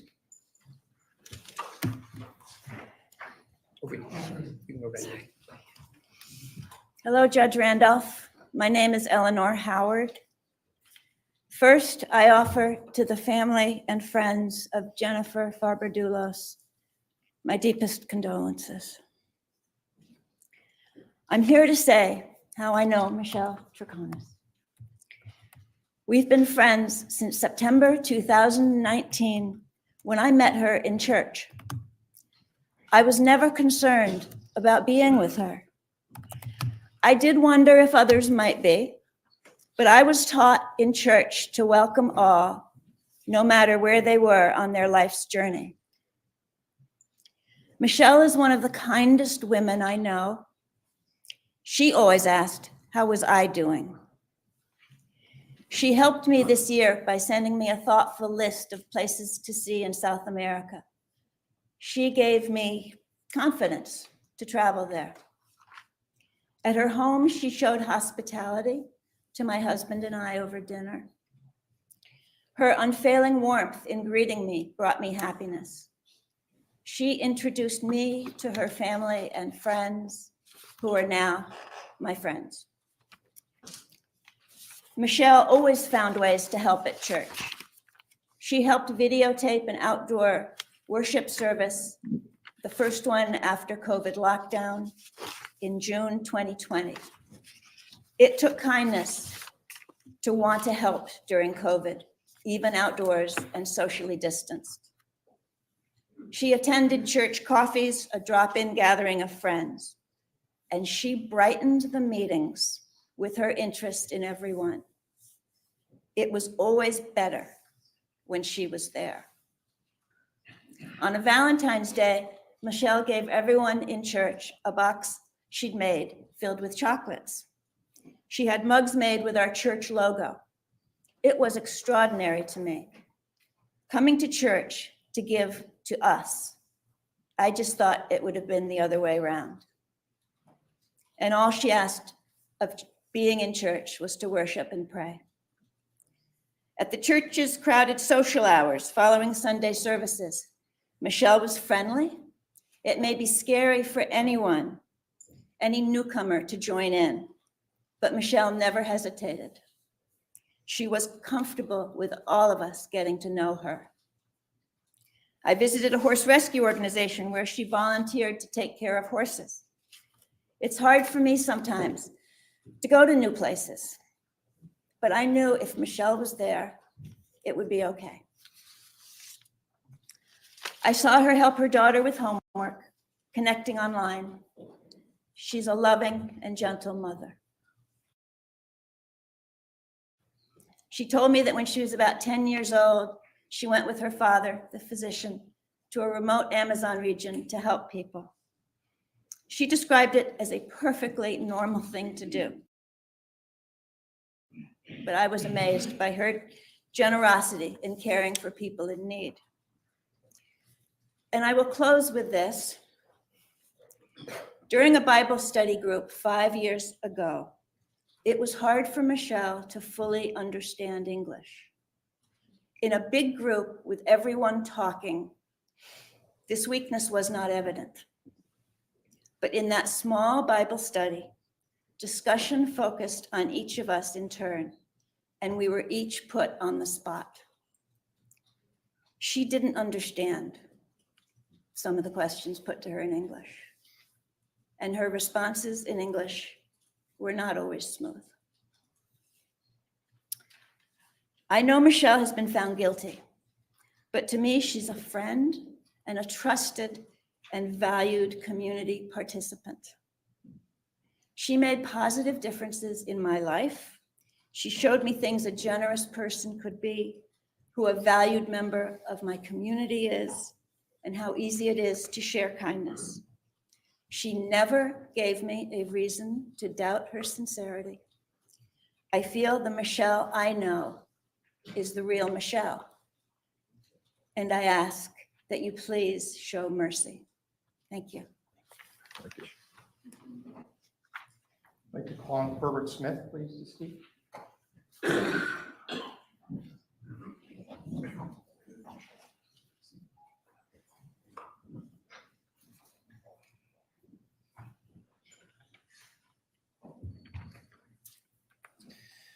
Your Honor, thank you for the opportunity to speak on behalf of my sister-in-law, Michelle Troconis.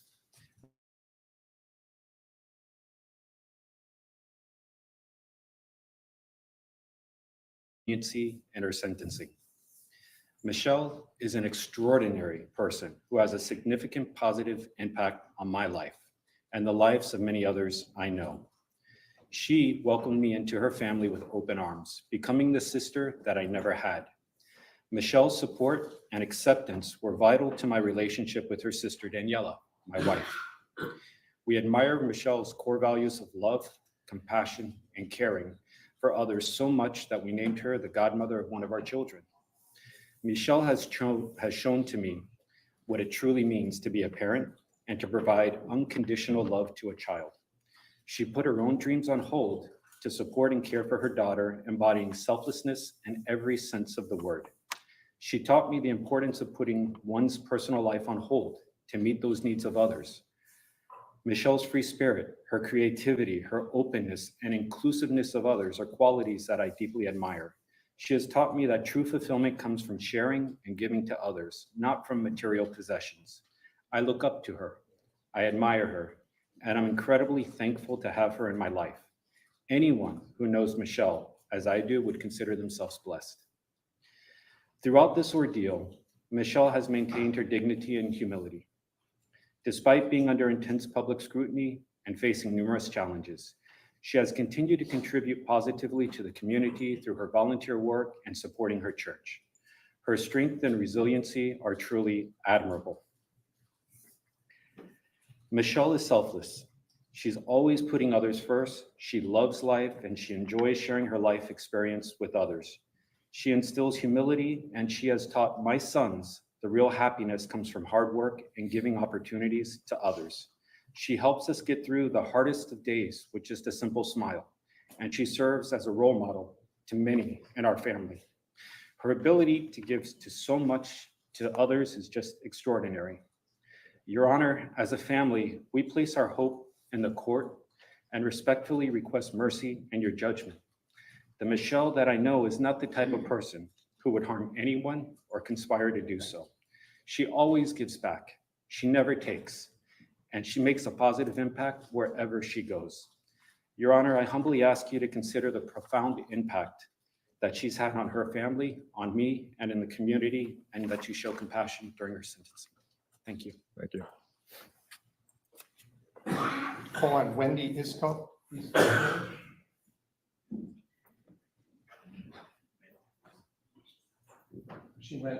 She stepped out, so then in that case, I would ask that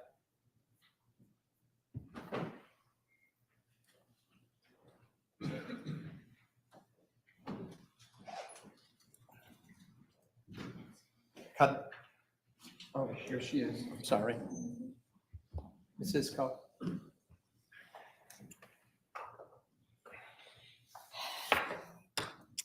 Good afternoon, Judge Randolph. My name is Wendy Iskov. I am deeply grateful for the opportunity to share with you today some of the personal experiences with the defendant, Michelle Troconis. I realize the court has found her guilty of the tragic crime set before her, and I'm here with the hope that I might shed some light on the character and personality of Michelle with the intent of revealing to you what I know of her as a compassionate woman, mother, and friend. In 2019, she attended our church for a period of 5 to 6 months when she was under house arrest and required to stay within the limits of the community.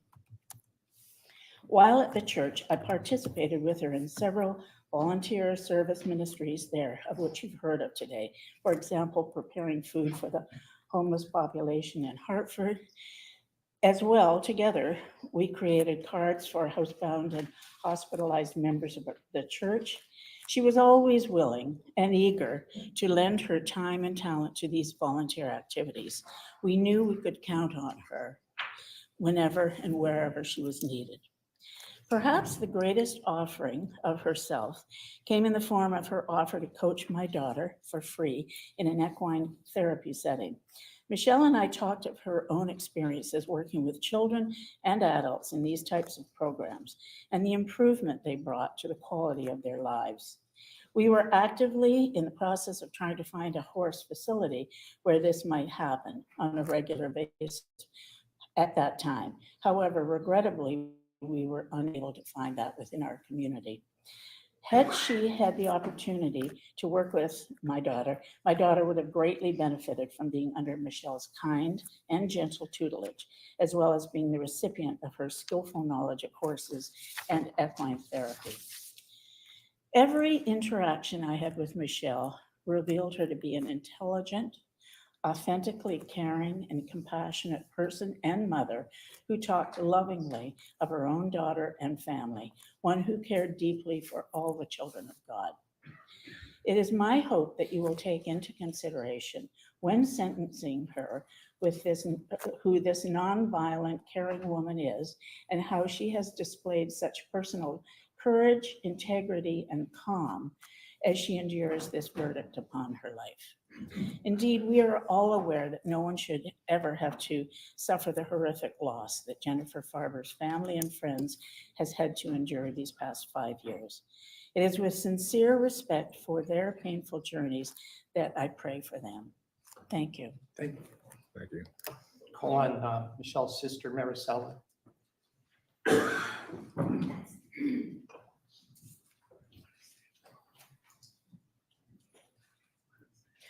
Your Honor, Judge Randolph, I appreciate you taking the time to hear my stories about who Michi is to me and what she represents in my life. I am the third of 4 siblings.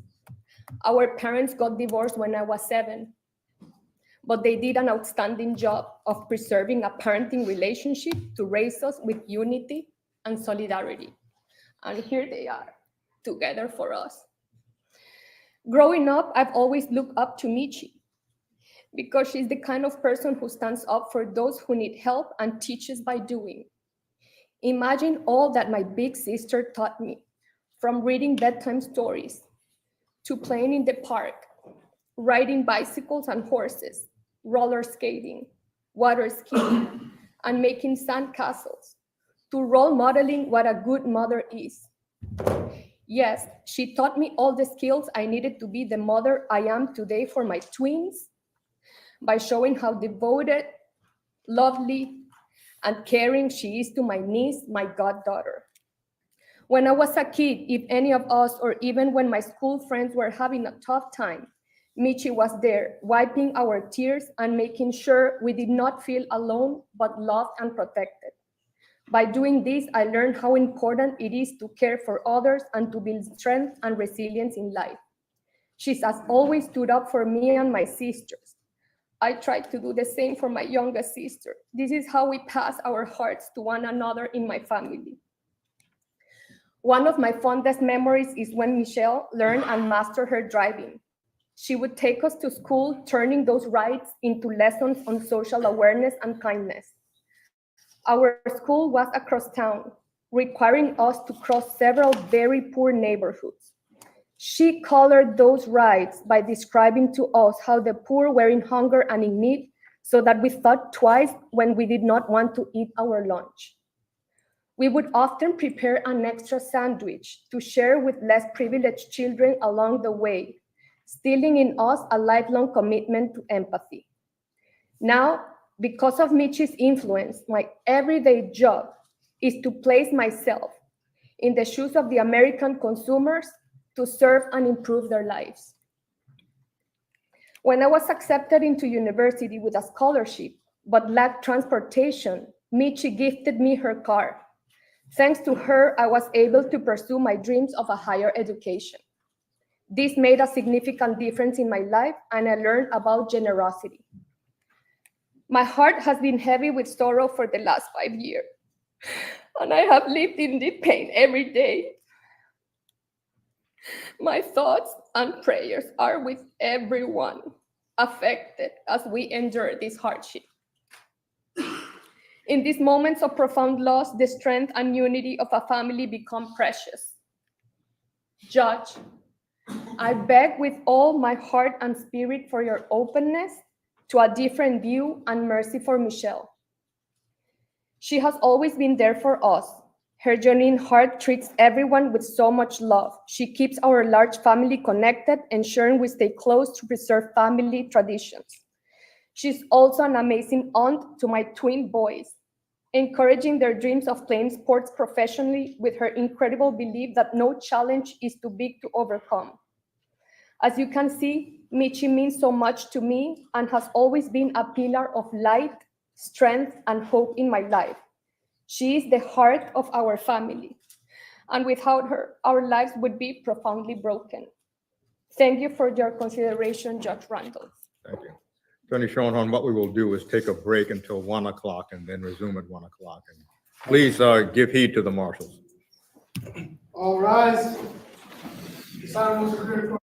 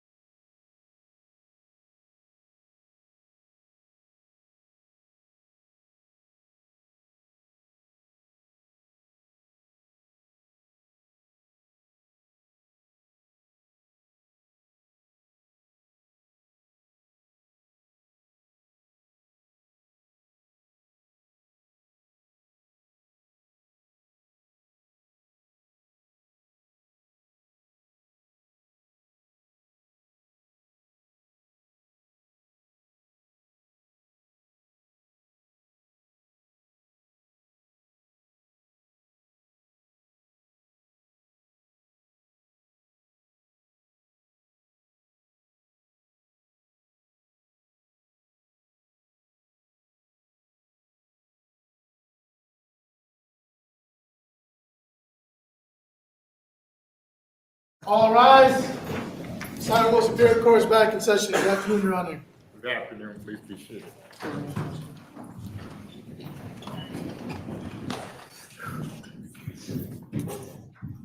Thank you. I'd like to call on Catalina Gutierrez to speak now, please.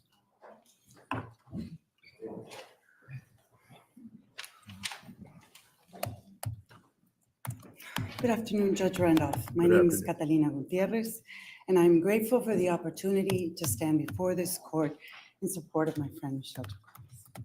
I met Michelle over 20 years ago while we were both living in Buenos Aires, Argentina. We had an instant connection, but it's easy to connect with Michi.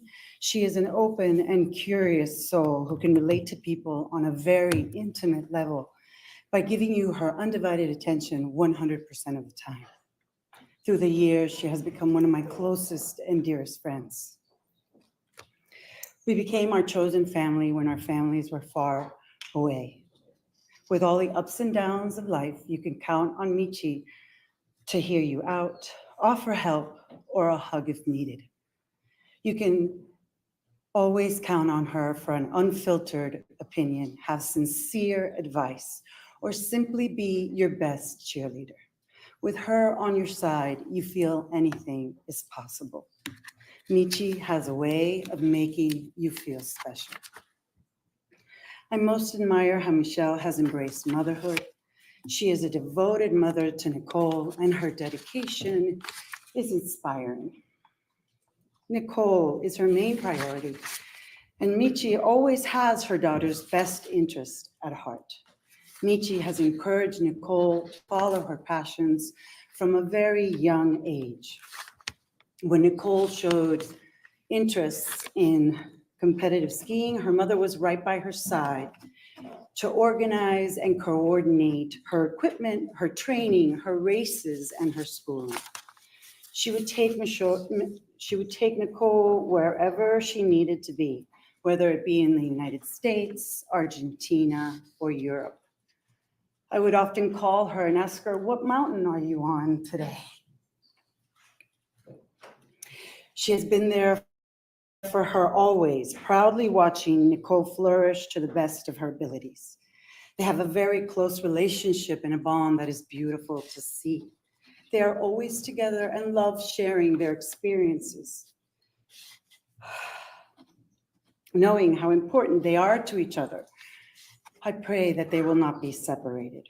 When Michel and Gaston, Nicole's father, separated, because of Michelle's insistence on a clear and honest communication, they navigated the challenges of co-parenting across countries and continents in what seemed like a seamless and harmonious way.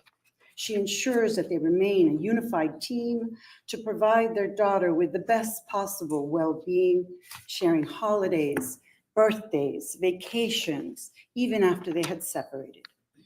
I have spent many vacations with them and my children while they were together and after they had grown apart.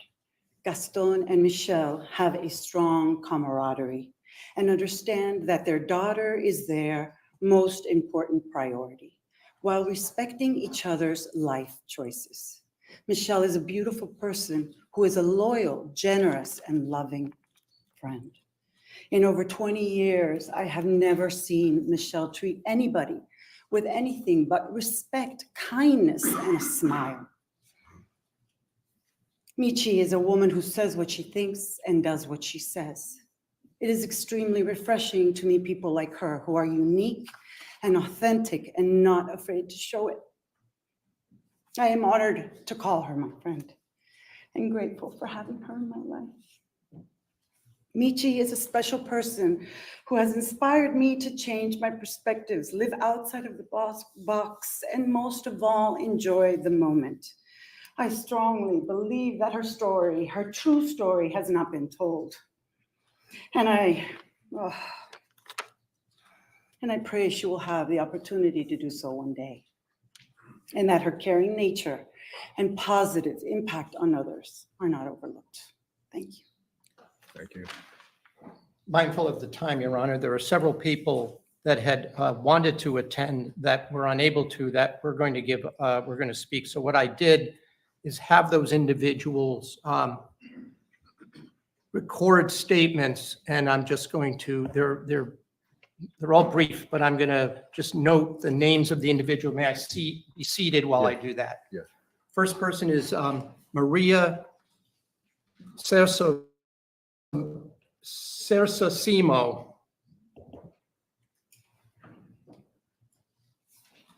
Oh.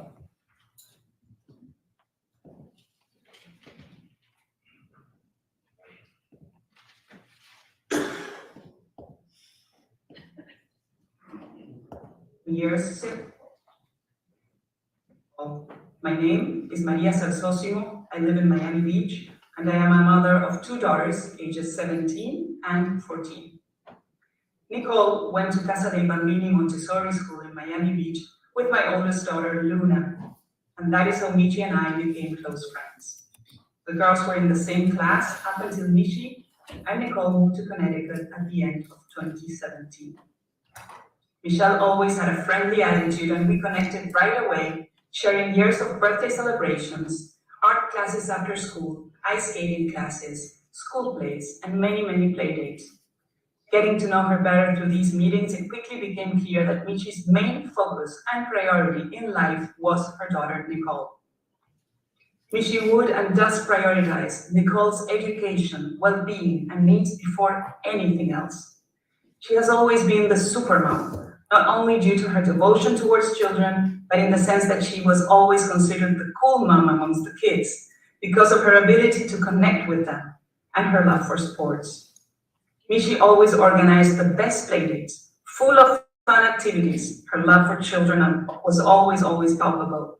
And I knew that dropping my daughters off at Michi's house meant a pickup full of smiles and stories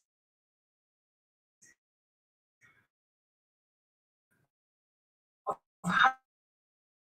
how much they had enjoyed Joel's father.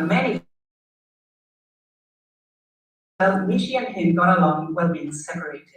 Both of them committed Nicole and supporting her athletic career as a professional skier as a united family amidst their separation. I comprehend the seriousness of the situation and stand in full awareness in support of Michelle Troconis. I respectfully request that you please take this letter into consideration when making your sentencing decision.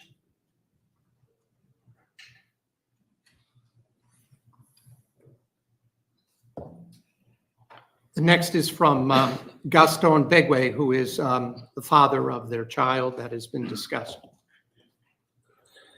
Good afternoon, Your Honor, Terry Randolph. I am Gaston Begwe, Michelle's partner and father of our daughter Nicole.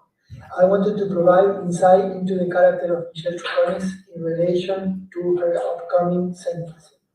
I met Michelle in 2003, and since 2004 we shared 8 years of our life together. Her passion for life about her. After spending time together, we decided to bring Nicole, our daughter, into the world as a symbol of our love.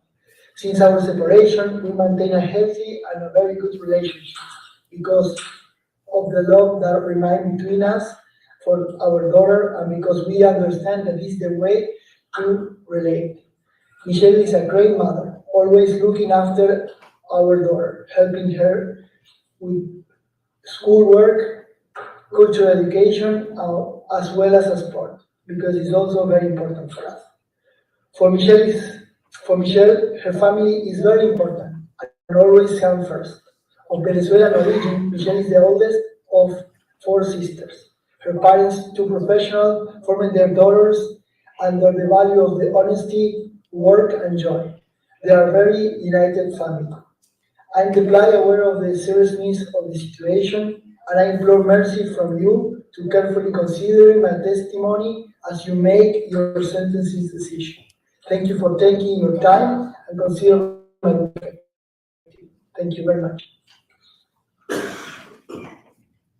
The next person is from Lisa Anderson. And today, on the 6th of May, 2024, I address you with a heavy heart.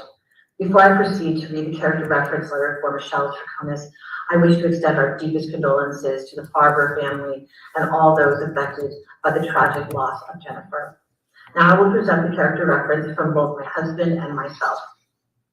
Dear Judge Randolph, we are writing to offer our heartfelt support and provide a character reference for Michelle Troconis.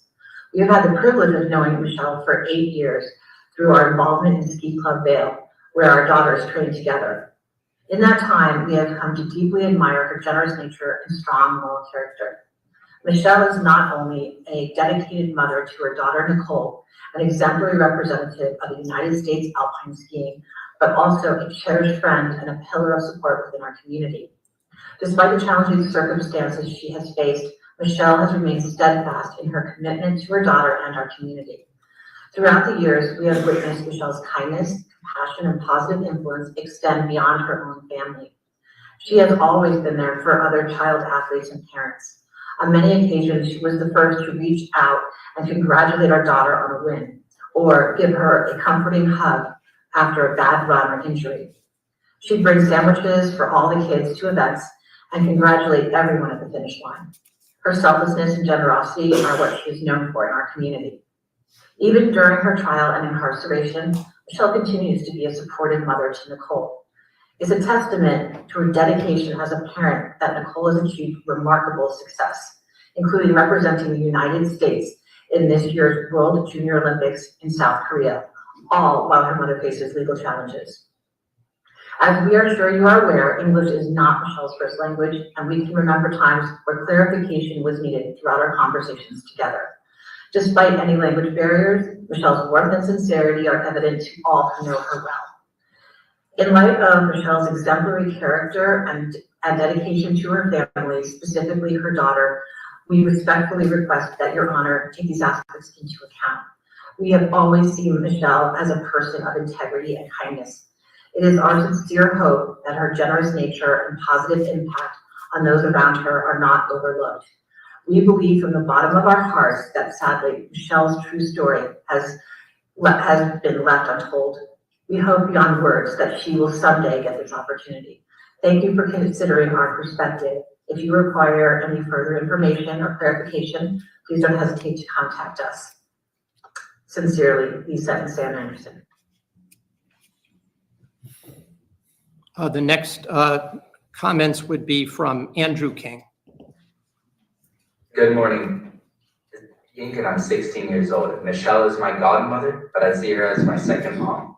And I'm thankful for her being my mom's closest sister because that allows me to see her the most. She's always been my hero because she's brave and has the biggest heart that she's able to share with everyone. She knows how to make us laugh no matter the situation, and that's why I love her the most. We've had so many fun times and memories together. I would never forget all the ski trips we have done, as they're experiences I could only dream of. Or the dirt bike adventures where there was this one time where I got a burn and she put a Band-Aid on it, and I don't know how I would have ever recovered without that Band-Aid.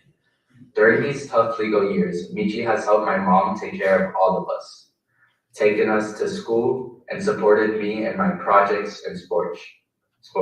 She's always been there to celebrate my victories in soccer, track, and cross country. Please see how much good she's done for all of us who know and love her when you decide her sentence. Thank you, Your Honor. Andrew King. Next would be from Dr. Alvaro Ordonez. Oh, Your Honor, Ordonez, I'm a proud USA citizen and a proud immigrant. There's a reason why I mentioned this, and it has to do with some cultural ways and some cultural customs that people may have between some different countries, and culture is relevant to this case. People here have more boundaries in the way that things are said and done. Boundaries unbelievably matter and make a big difference. Opinion, perceptions are then also processed differently over here. I met Michelle Troconis back in 2014 because of mutual friends. We hit it off right away. I was happily married. I had my little kids. She had her little daughter. All of our friends had kids growing up together. Michelle would visit us in our home in South Miami or in our house in the Florida Keys. We would go fishing and diving together. Michelle is the kind of person that is always available, always friendly, always ready, It is impossible for me to even remotely think that she would engage in any of the kind of behaviors that she has been accused of. She would never hurt or hurt anybody. That is not the sweet and kind Michelle Troconis that I know. And I think I know Michelle Troconis very, very well. I could see Michelle being stressed to a breaking point while being interrogated by the police, but I cannot see Michelle lying about something so important as this case that has been going on. I myself have been stopped in traffic by police, asked by my license, insurance, and registration, and not being able due to stress and intimidation to find it in my wallet right in my hands. It happened last year. Now imagine being asked about a possible murder. I personally would simply faint right on the spot. We have been to family gatherings together, first communions, the birthday of our kids. I visited her in Colorado and in Connecticut. This is a person that is way more friendly than the normal. This is a woman that is always helping, always caring, living her own everyday issues, as we all have, crying her own tears, sweating her own sweat over all the life issues that we all have. This is tragic for everybody. It is tragic for the Dulos children. It is tragic for Mrs. Farber, the mother of Jennifer.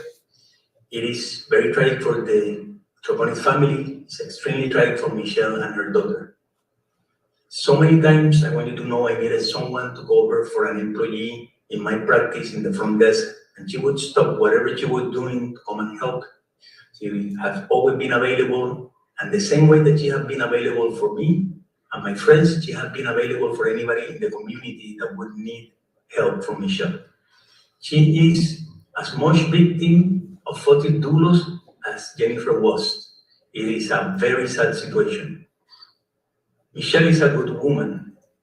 Michelle is a person that was raised with excellent manners, with character, moral integrity, by a loving father, by a loving mother, both committed healthcare professionals with professions of service, with loving, hardworking sisters, with an accomplished daughter who happens to be a ski champion at the national level. She's a woman that has had professional success and fell in love with a handsome, elegant man that was undergoing divorce and basically presented himself as a caring, loving, charming, successful businessman that he wasn't. Any woman could have been Michelle Troconis. Any woman would accompany her partner to do some chores. Any woman would have succumbed to the charm, elegance, and class of Fotis Dulos. Any single woman could be sitting here today as a defendant instead of Michelle. In my personal opinion, and from what I've seen, she was utilized. She did not destroy or break a family. That relationship, from what I know, was already broken. The situation of Michelle is as tragic as the disappearance of Mrs. Jennifer Dulos. Your Honor, God bless you.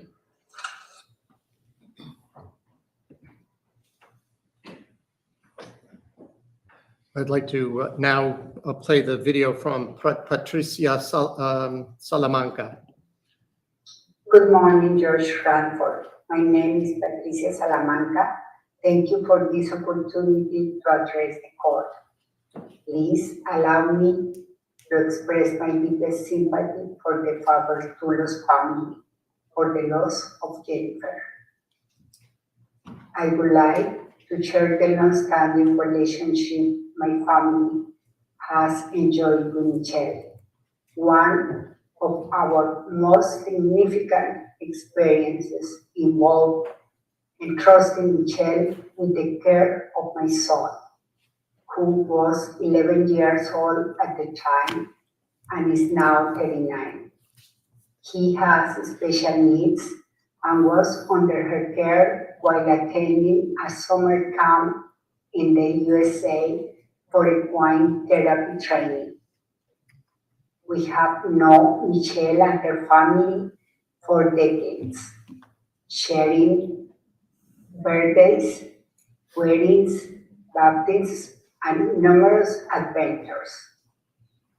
These interactions have given us profound insight into her character, Michelle is not only smart and hardworking, but also an extraordinary mother to her daughter, Nicole. Among her admirable qualities and her innate ability to understand and work with children with special needs, Michelle's holds very special place in my heart, and she always will. With deep empathy and understanding for everyone affected by this tragedy, I stand in support of Michelle. I humbly implore you to consider extending mercy during the sentencing process. Thank you, Your Honor. And finally, the statement of Peruse Kabachyoyan, let me spell that. It's Peruse, last name is Kbachhoyan. Hello, Judge Randolph. My name is Peruse Kachoyan. Thank you for allowing me to present a brief statement to the court today on behalf of my friend, Michelle Troconis. First, though, I want to reverently acknowledge the life and memory of Jennifer Dulos and the suffering her children and the Farber family continue to endure because of her loss. Theirs is truly a compound tragedy, and my heart sincerely goes out to them. I met Michelle Troconis about 4.5 years ago at Avon Congregational Church, where I've been an active member for several years. Working closely together on service projects, sharing in study groups, and community life in general, I have come to know Michelle as unassuming and hardworking, pitching in wherever she can without concern for praise or recognition. Michelle bussed tables and did kitchen work for fundraising dinners. She regularly helped bake thank you treats for employees of local healthcare and service organizations. And during pandemic, Michelle often helped our pastor live stream Sunday services, which were so crucial to keeping our community connected and strong. From what I've witnessed these past 4.5 years, helping and caring for others are not about what Michelle does. They speak to who she is. I wish time allowed more examples.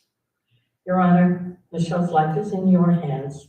I hope my statement and those of others who know and love her will help you see Michelle as worthy of mercy. Please, Judge Randolph, render a sentence within the bounds of your judicial discretion that allows Michelle hope for a future beyond prison, a future that allows for a productive life, contributing to the welfare of her community. Thank you for listening, sir.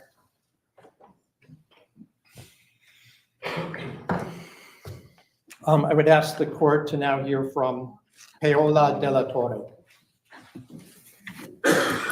And after this presentation, we will stand in our lunch and recess from 1:30 until 2:30. Yes, and I'm mindful of that, and that's why I played the videos now, so that the few people that are left, there will be enough time, so. Thank you.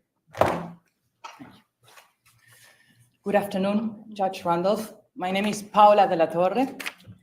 Thank you for giving me this opportunity to talk about Michelle Troconis, one of my closest friends and a cornerstone in my journey as a mother and human being.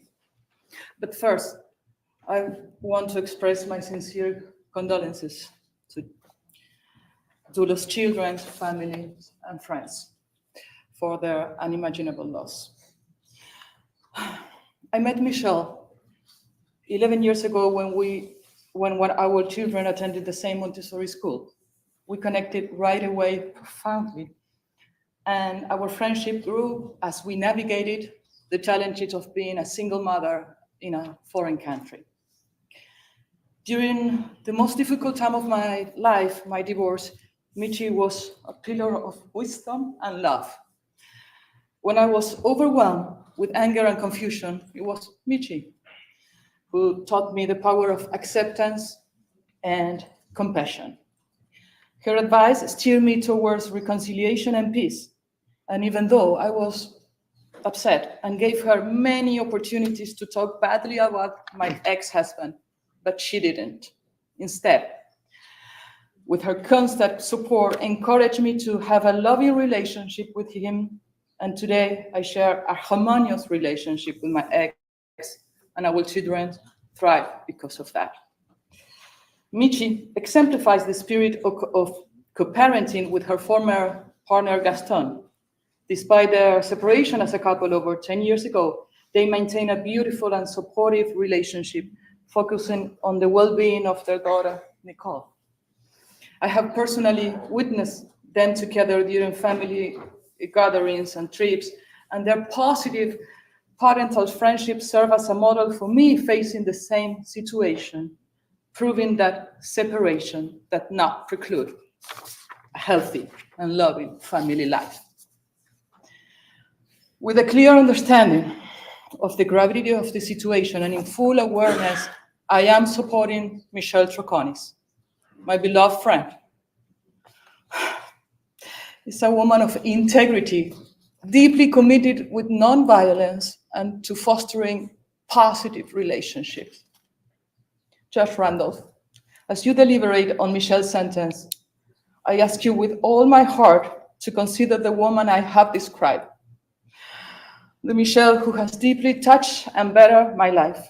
Her guidance is not just valuable, but essential for Nicole and for all of us who rely on her wisdom and kindness. It is my sincerest hope that mercy guides you today. Thank you. Thank you. Unless your next presentation is less than 2 minutes, Attorney Schoenholm, we will take No, a Your Honor, recess. I think that it would be probably a little longer than that, so I think maybe this would be appropriate. We will take our lunch and recess until 2:30 and then resume. All rise.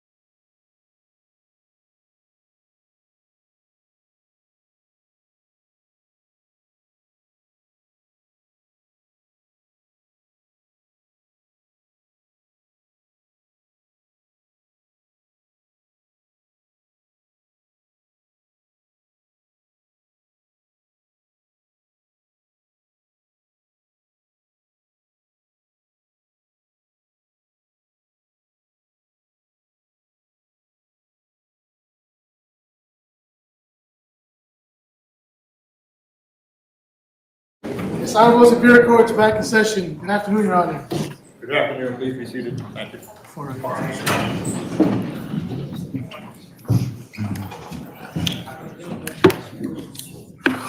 Attorney Schoenholm. Thank you. I'd like to ask Nancy Rosen to speak, please.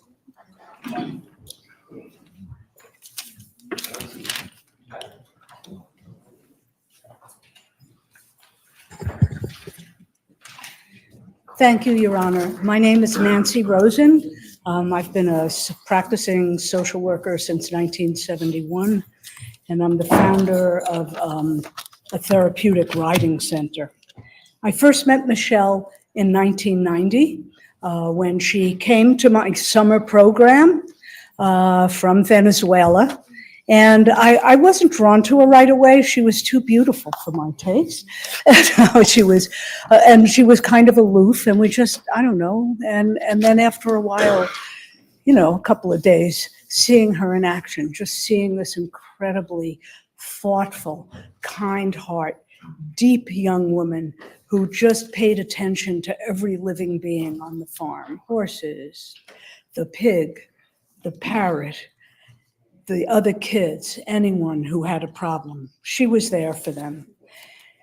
Her family had a plan for her to go to a boarding school, and when camp was over, for a year. And she was not thrilled with that option, and we offered her the possibility of staying with us for the school year. And the family and Michelle accepted. She was, you know, I have a son who's Michelle's age and a son a couple of years older, and they were all very close. They were all really good kids. They were all helpful at the farm. I have one thing, a facet of Michelle's character that I actually think has to do with this case some, and that is that her deep, heartfelt kindness and belief that all people are good. And to the extent that one time she was going down to New York City to visit or to catch up with a cousin who was going to be in town from Venezuela. And when she came back, she was telling me about this really, really nice taxi driver who at the end of the conversation, when he dropped her off, he invited her to come visit his apartment the next time she was in the city. And she's telling me this with great enthusiasm, and I'm saying, Michelle, you know, a nice conversation doesn't mean a good person. You know, you really have to, you know, be a little bit more suspicious. She isn't and wasn't. I tried to explain that, you know, you don't visit people you don't know at their homes, that you maybe a public space, you know. At the end of that year with us, Michelle went home to finish high school and college in Caracas, Venezuela. In the 30 years since, she's finished college and completed a certification in therapeutic riding and taught in various places and countries. I love Michelle deeply and admire her. I am truly horrified and saddened that she's part of this terrible story. I feel great empathy for all the victims that the sociopath Fotis left behind. His parents, his wife's parents, the 5 children now without mother or father, Jennifer's friends, Michelle's daughter, and her sisters and parents, and Michelle herself. I hope, sir, that you can believe that Michelle can do much more in her life to make amends in society than being incarcerated the rest of her days. She is a beautiful human being that I love with all my heart. Thank you. Thank you. Ask that Eileen Keller speak, please.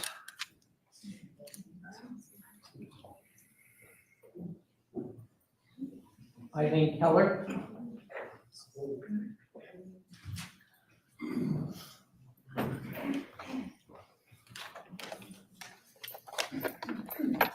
Good afternoon, Your Honor. Good afternoon. Thank you for letting me speak today. I wanted to tell the court about my friend Michelle Troconis, how we met, and my personal experience with her. I've been volunteering at U.S. Horse Welfare and Rescue in Avon, Connecticut since February of 2019. After 30 years in the corporate world, I had been laid off in October. Prior to losing my job, I had lost my dad, and I was feeling very lost, depressed, and uncertain about what I wanted to do. I decided to take a break from the corporate world and responded to an ad on Facebook looking for volunteers. Soon I realized how special and comforting being around the horses could be and how much I was healing by being around them. I was spending more and more time at the rescue and often met and trained new volunteers. One evening, Susan Mitchell, president of the rescue, called me to talk about an application that she had received through Volunteer Match.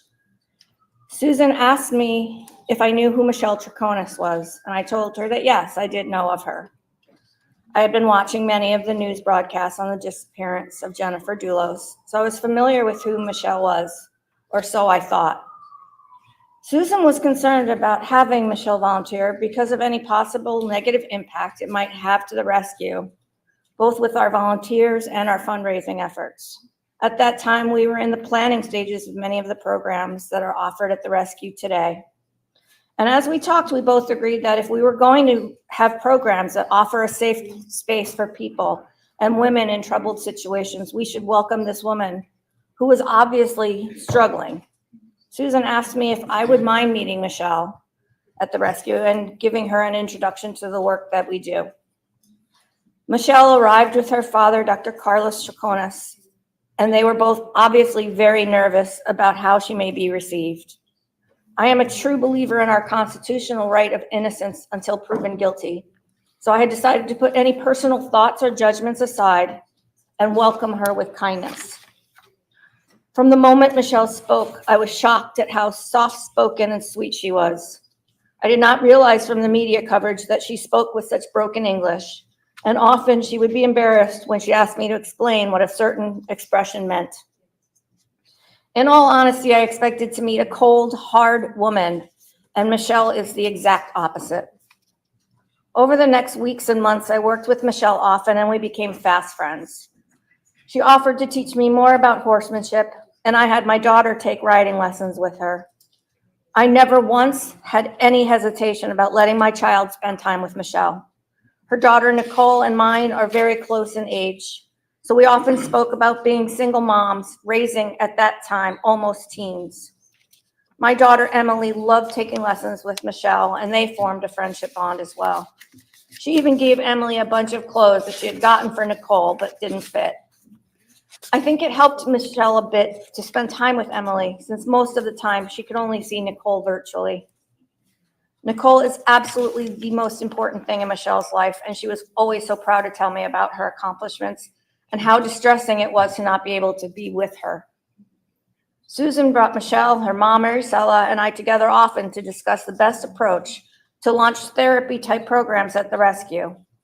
I got to know Maricela and Carlos, and I understand why Michelle and her sisters are such kind, loving, and faithful people. Maricela and Carlos are no longer together, but you'd never know that from looking at them. They have stood together by Michelle's side from the beginning as one family. Since the trial, I have also gotten to know her sister, Claudia, and it is amazing at the bond they all share. The shock and distress that they felt at the verdict just broke my heart. They have given everything they have, emotionally, physically, and financially, to support Michelle, and they continue to do so. As our friendship grew, I was getting more and more frustrated with the media coverage and the picture that they were painting of Michelle. She is one of the warmest, kindest, and truly exceptional women that I have the pleasure of knowing, yet the media has made her into one of the most hated women in the country. When I learned that my younger sister was dying of cancer and very quickly passed away, Michelle was always there with a kind word or a hug to support me. Her bond with her sisters gave her the true understanding of what this loss meant to me, and I am very grateful for her compassion and support. When Michelle moved back to Florida, we continue to keep in touch, and I, in all honesty, feel very blessed to have her as my friend. I don't know what the future holds for Michelle. I pray that any appeal will eventually result in her freedom. At this time, however, the only thing I can do is be here, speak my truth, and ask for your mercy as you hand down her sentence. I hope that my words help you to understand a bit more about who Michelle Troconis really is, and not the monster that the media has made the world think she is. Michelle Troconis is a daughter, sister, friend, teacher, and most of all, she is a mother. Michelle has done a lot of good things in this world, both personally and professionally. She's not a person that will cause this world any harm or danger to anyone. Thank you very much for letting me speak today, and my heartfelt condolences go out to Jennifer's children, family, mother, and friends. Thank you. Thank you. I'd like to ask Paula Salazar to speak, please.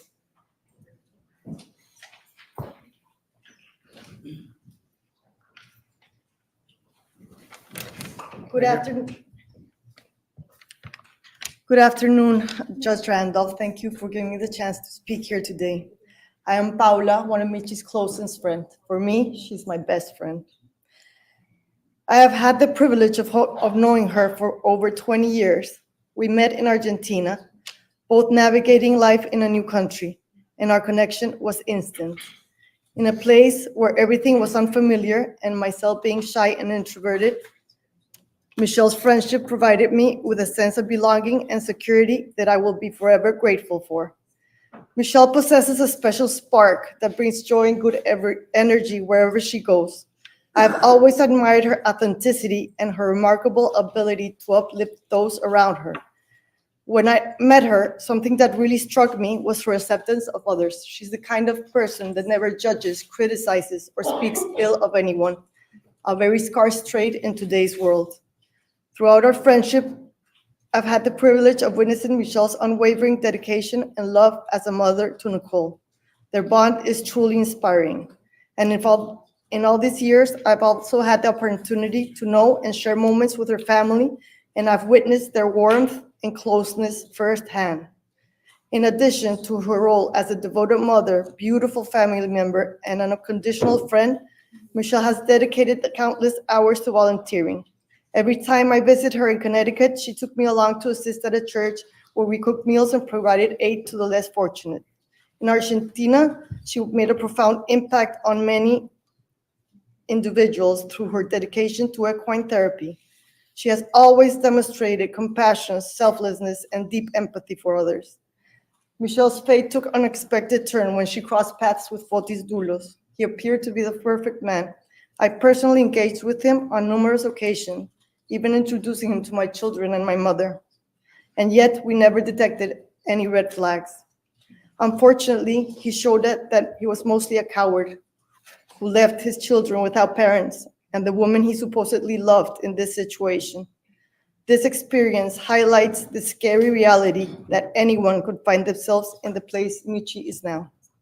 Your Honor, while I understand the gravity of the charges against Michi, I implore you to consider her positive qualities and contributions to society and respectfully request a compassionate outcome for her. And as I stand here advocating for my beautiful friend, I do want to express that my heart also aches for Jennifer's children and family. It's heartbreaking to know and think about the amount of pain they've had to bear. Thank you very much. Attorney Schoenhorn, the defense has about 15 minutes left.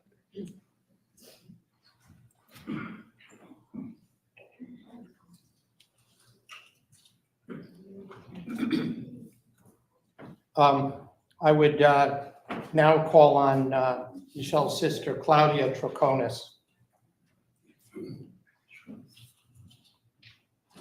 Good afternoon, Your Honor. My name is Claudia Troconis, and I am here today as the youngest sister of Michelle Troconis. I am grateful for the opportunity to speak about my sister, whom I deeply admire and support. Michelle has always been an example of kindness and compassion in our family and communities. She would never intentionally harm anyone or be part of any malicious plan as horrific as what she has been accused of. My sister is a loving and exceptional human being who unfortunately fell in love with the wrong man, Fotis Dulos. He portrayed himself convincingly as a charming, well-educated, hardworking man and a dedicated father to his children, who seemed to embody great virtues. Yet he deceived us all, but most importantly, my sister Michelle. One of the most frustrating things for Michi is that while people accept that Fotis fooled everyone, including lawyers and mental health professionals, my sister is expected to have seen him for what he truly was, a dangerous, manipulative, and controlling man. The fact that professionals missed it provides clear and convincing support for the argument that Michelle had no idea what Fotis was and what he was capable of. But I am here today to explain why Michelle would not have known anything and to speak of who she is. As the eldest of 4 sisters and over 21 cousins, Michi has always been the pillar of our family. After leaving our home country, Venezuela, she coordinated our gatherings, ensuring we stayed connected despite our geographical distances, reinforcing the close-knit bonds we value and maintain today.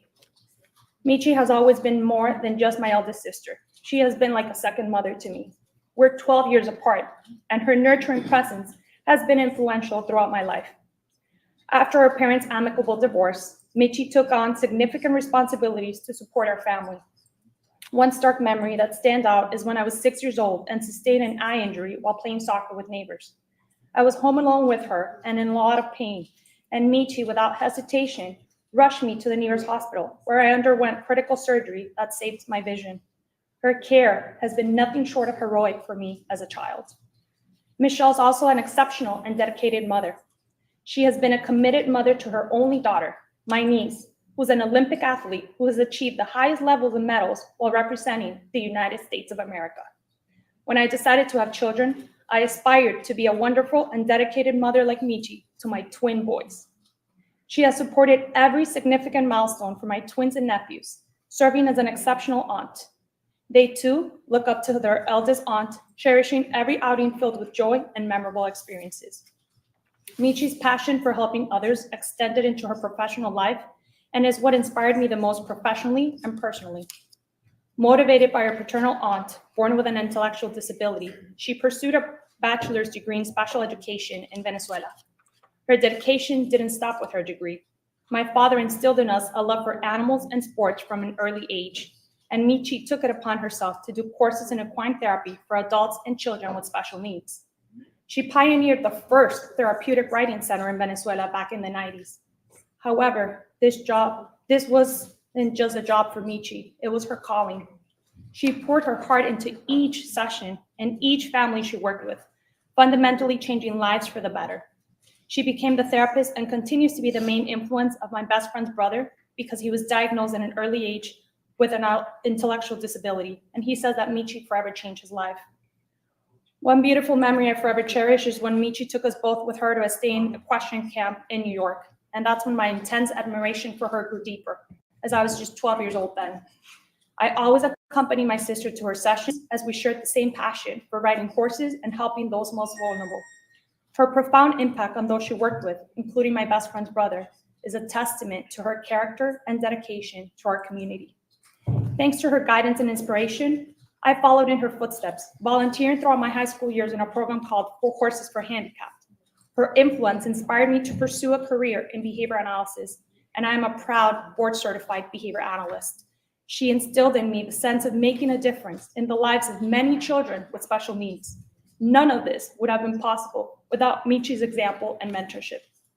What happened to Jennifer Dulos is heartbreaking. We're deeply aware of the pain and suffering endured by her family and 5 children these past 5 years.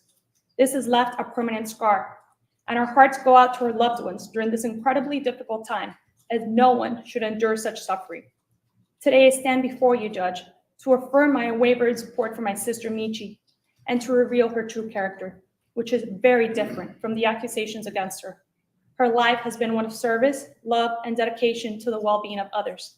It is these attributes in her history of positive impact that I humbly ask you to consider in your decision for her sentencing today. Thank you, Your Honor, for giving me this opportunity to speak on my sister's behalf and for considering the full scope of her true character in your decision today. Thank you. I call on Michelle's daughter, Nicole, to speak. She was 12 years old in 2019. She's still a child.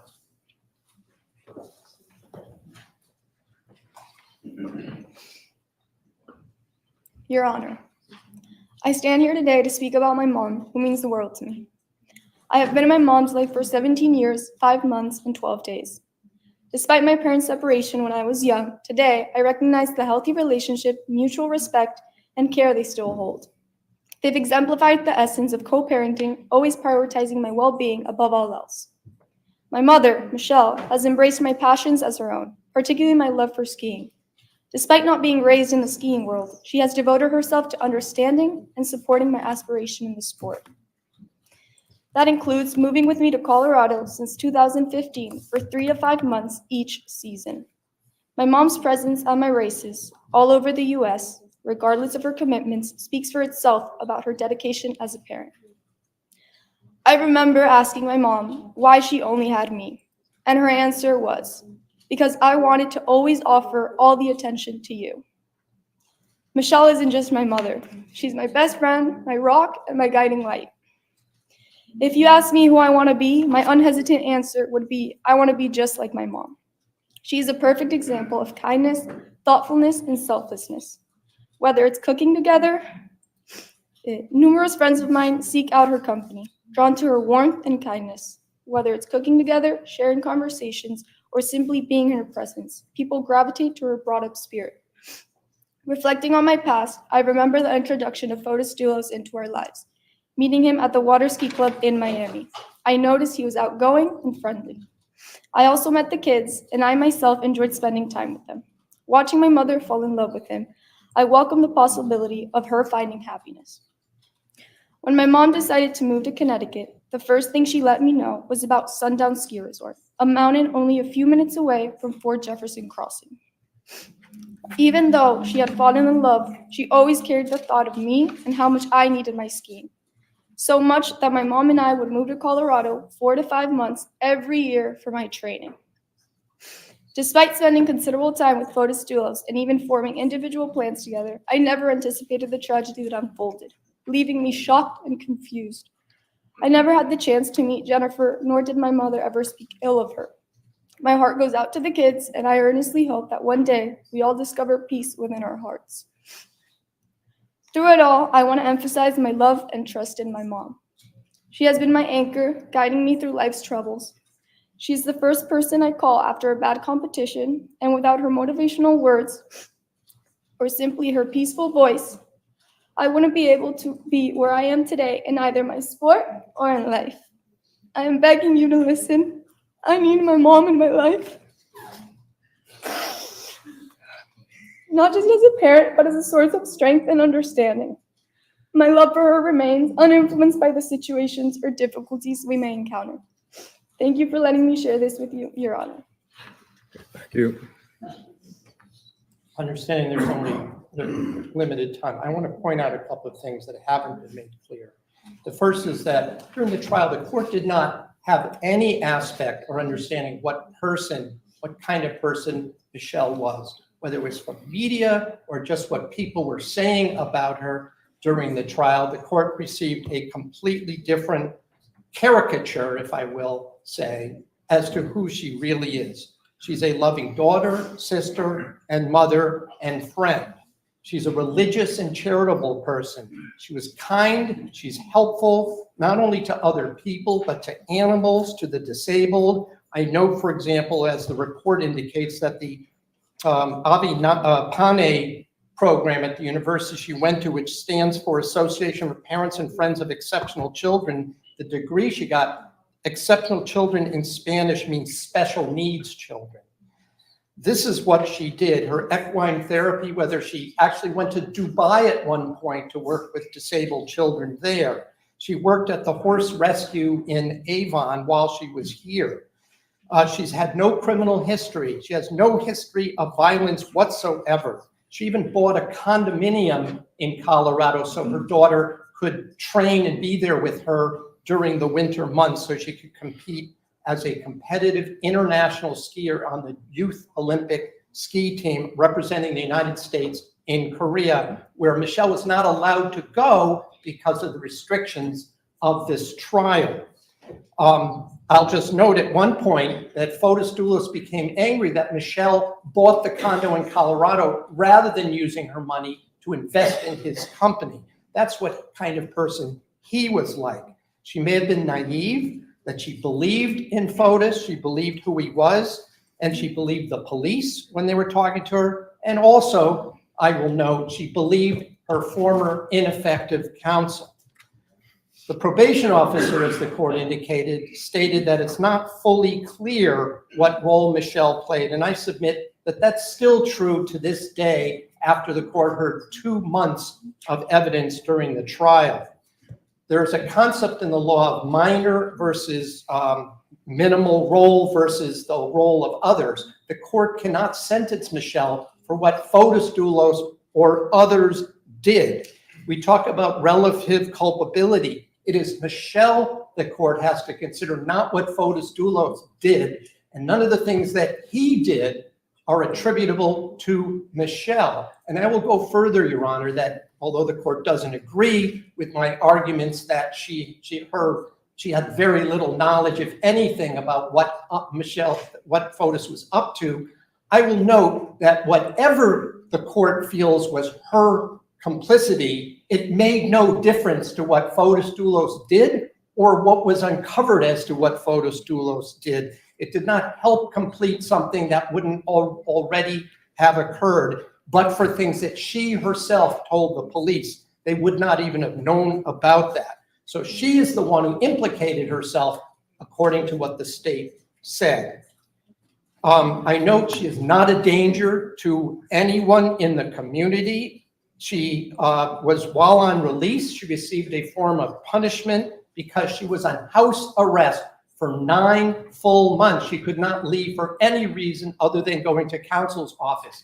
I found that I was one of the sole bases for her to be able to leave her small apartment that she had to stay in because she was ordered out of the large home that she had been staying at in Farmington with Fotis. In addition, she was on a bracelet for 1,404 days until Judge White removed that condition in 2023.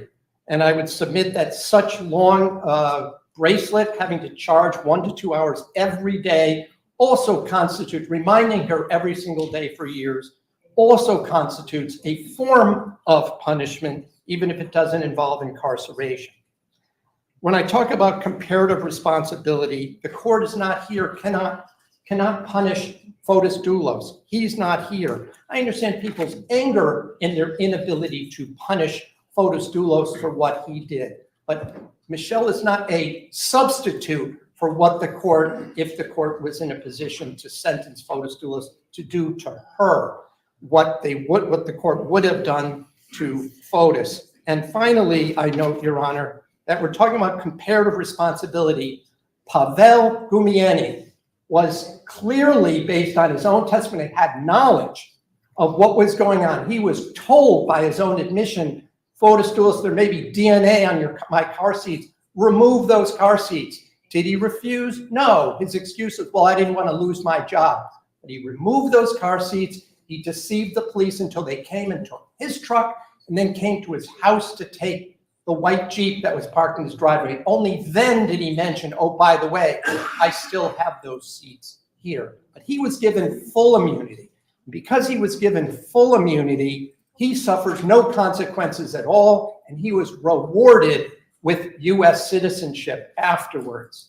Whoever was down moving that vehicle in the afternoon of May 24th, we don't know who that is. But again, someone who was directly responsible down in New Canaan. So if we're talking about comparative responsibility, and I note that Pavel Gumieni got a free pass, my request is going to be for probation for Michelle, because she's already suffered the vilification of not just people here, but in the entire country, if not overseas as well. Now, it's my understanding, that's all I have to say. I know that Michelle has some words that she wants to speak to you on. Thank you. Will the court hear from her? Yes.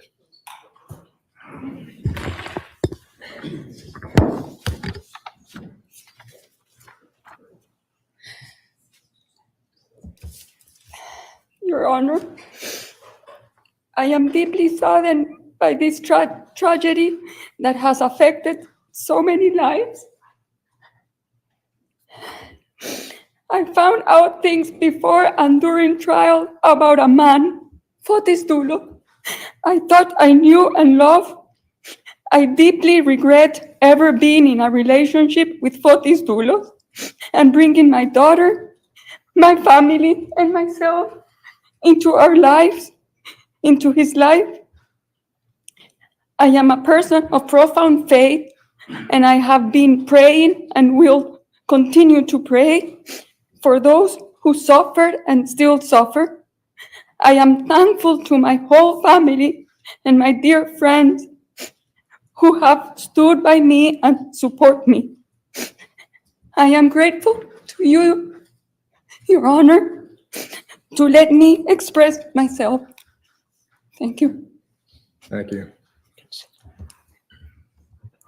That concludes our presentation. Thank you. What the court is going to do is take a recess and consider the remarks.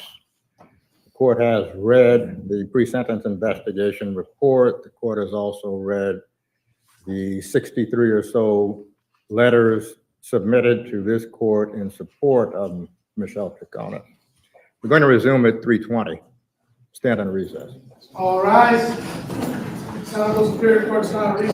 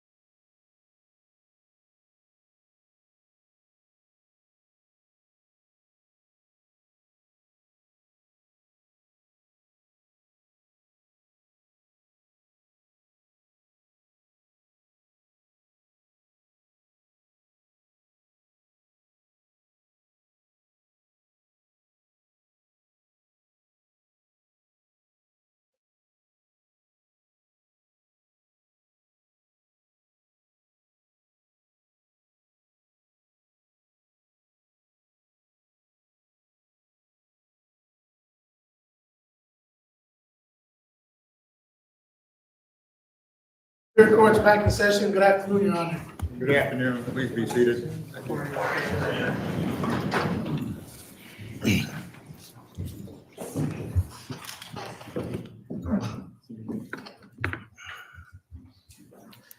Court has heard the remarks of counsel, remarks from family members, the remarks from what the court would consider victims of the crime. Almost always, there is no single appropriate sentence. Otherwise, the legislature would have designated a single appropriate sentence for every offense. The charges here are conspiracy to commit murder, which is a Class B felony. The legislature has set the sentencing range, not less than 1 year, nor more than 20 years. Which means the legislature contemplated, in some instances, sentences of no more than a year, and in the same instance, sentences of 20 years. The legislature has given the judiciary a range. Conspiracy to tamper with physical evidence is a Class D felony, maximum 5 years.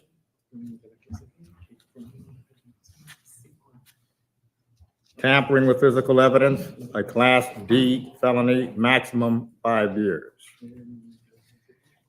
Hindering prosecution is a Class C felony, not less than 1 year nor more than 10 years.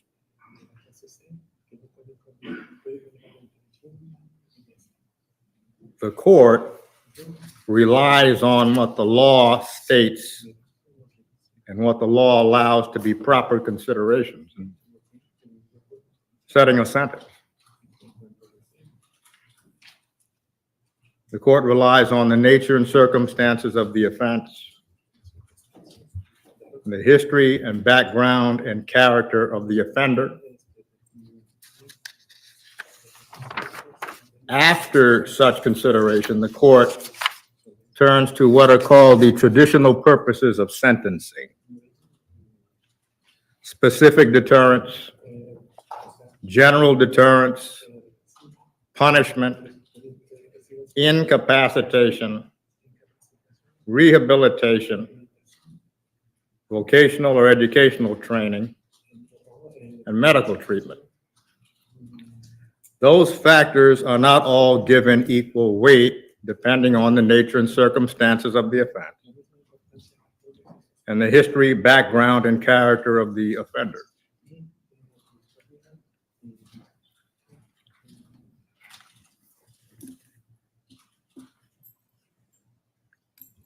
The court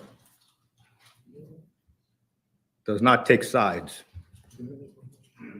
If the court knew possibly any one of you and had a bond with any one of you, this court would not have tried that case.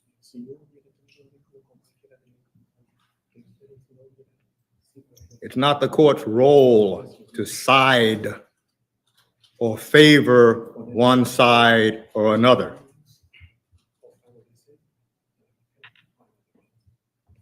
Sentencing, in many ways, is a dispassionate exercise. The court has no bond with any individual who spoke today or any other individual involved in the case. The court cannot develop the passions that one side or the other has.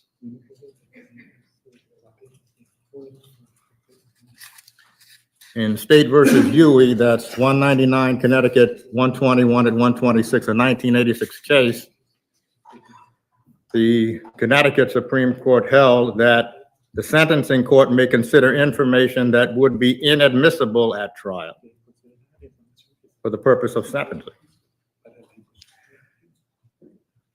That same court held that evidence of crimes for which the defendant was indicted but neither tried nor convicted may be considered.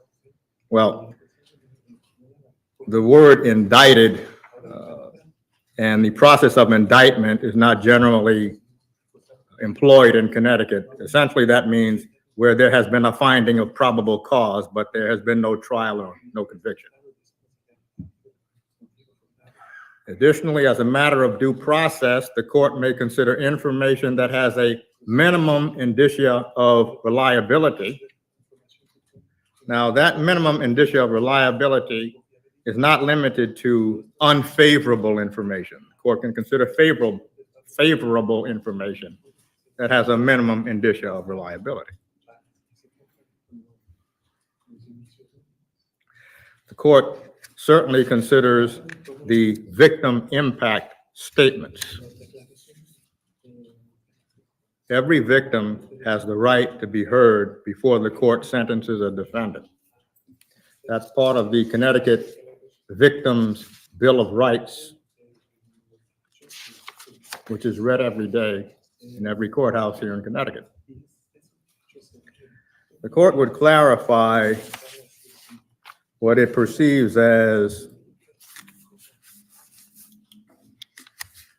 perhaps a misconception of what the court's role is.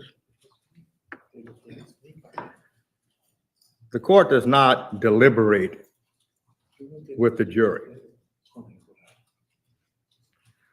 The court does not deliberate on the evidence at all. The court hears the evidence as the evidence comes into the record.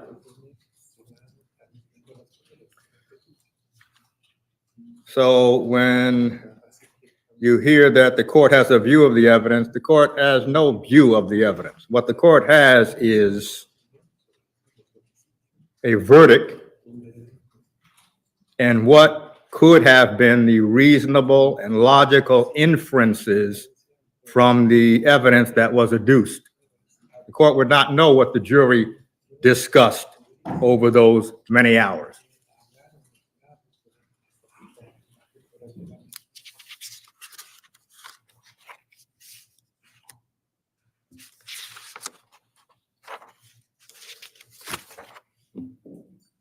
What the court can find is this. It was clear during the jury charge, jury instructions, that the court instructed the jury that it may draw any reasonable and logical inferences from the facts found to have been proven. Based on the verdict, the jury could have found the following reasonable and logical inferences. Fotis Dulos was not home at 4 Jefferson Crossing the morning of May 24th when his wife was murdered, but the defendant said he was home.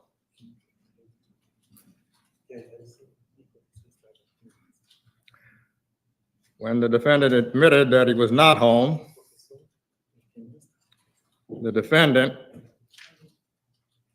who had been angry about Dulos's talking to other women, did not even ask him where he had been.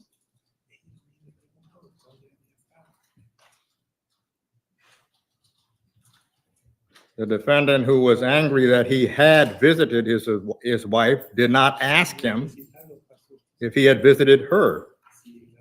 In fact, the defendant, as the court remembers, the evidence didn't ask him anything.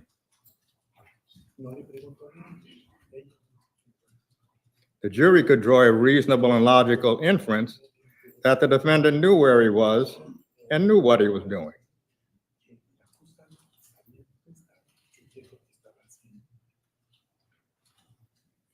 The defendant said she saw Kent Mawhinney and Fotis Dulos together in the office at 4 Jefferson Crossing on the morning of May 24th, but the defendant did not see Fotis Dulos and Kemp Mawhinney in the office at 4 Jefferson Crossing on the morning of May 24th.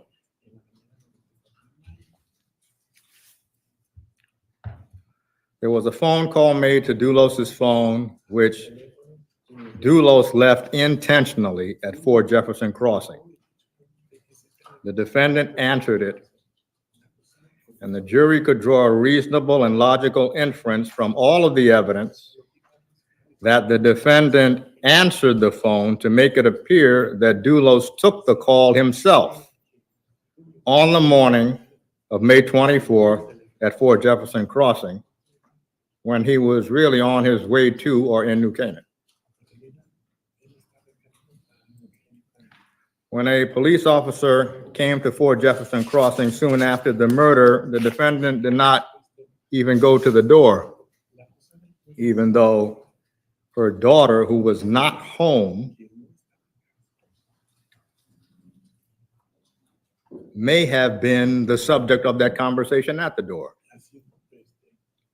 Now, it has been clear that the defendant cares deeply for her daughter. The jury could draw a reasonable and logical inference that the defendant did not go to the door because the defendant knew the reason the officer was there, to find out more about the disappearance of Jennifer Dulos.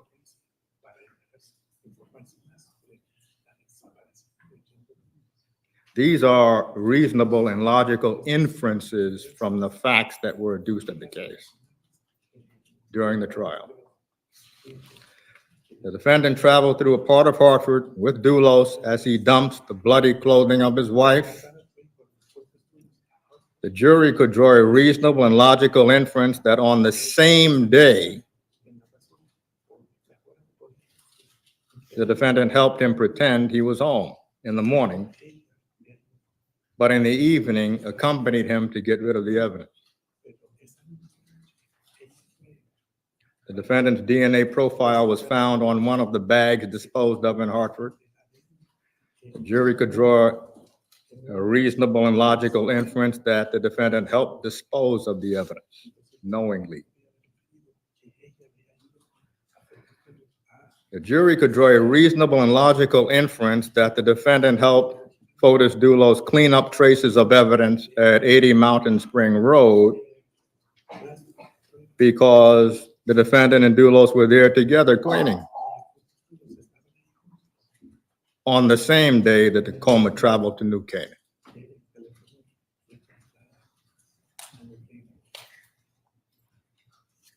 This is a flurry of irregular activity all on the same day.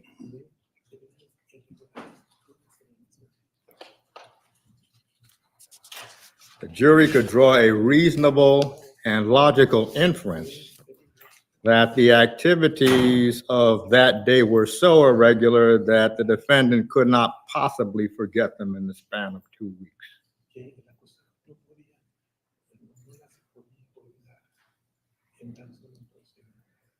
Even if the jurors individually had doubts about the defendant's guilt,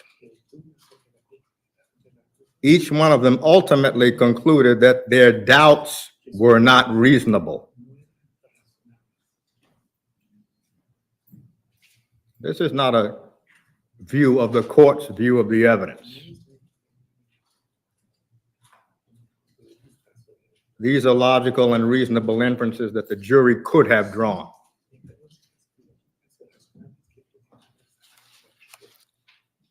The court is going to talk a little about the philosophy of sentencing.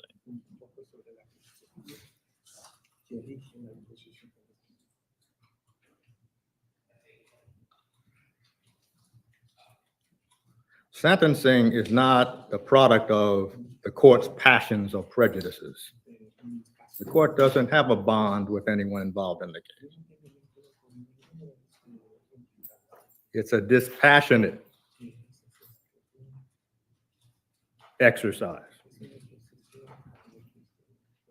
The court did not investigate the case. The court did not talk to the victims. The court has no conversation with the defendant or the defendant's family.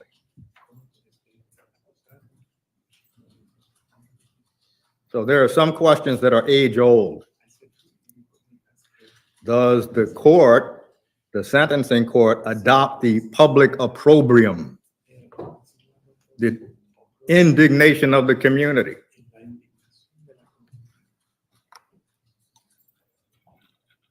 When does retribution turn into revenge?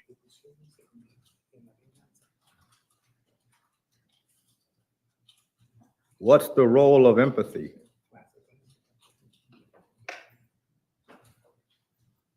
Should the court exercise sympathy for one side or another? These are age-old questions.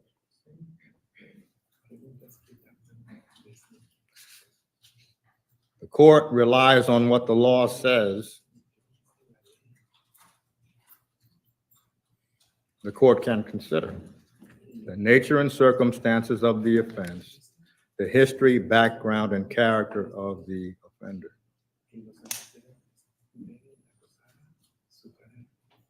Every exercise is not an either-or exercise.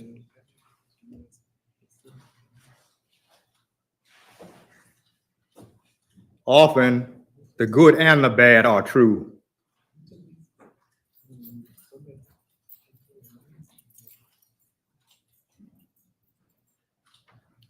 What is the purpose of the court taking into consideration the victim impact statements? Is that only for the purpose of sympathy?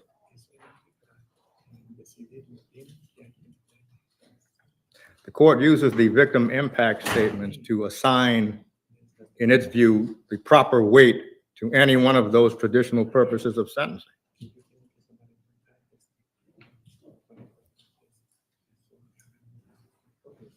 Sentencing is not arbitrary or capricious. It's not a matter of how the judge feels that day.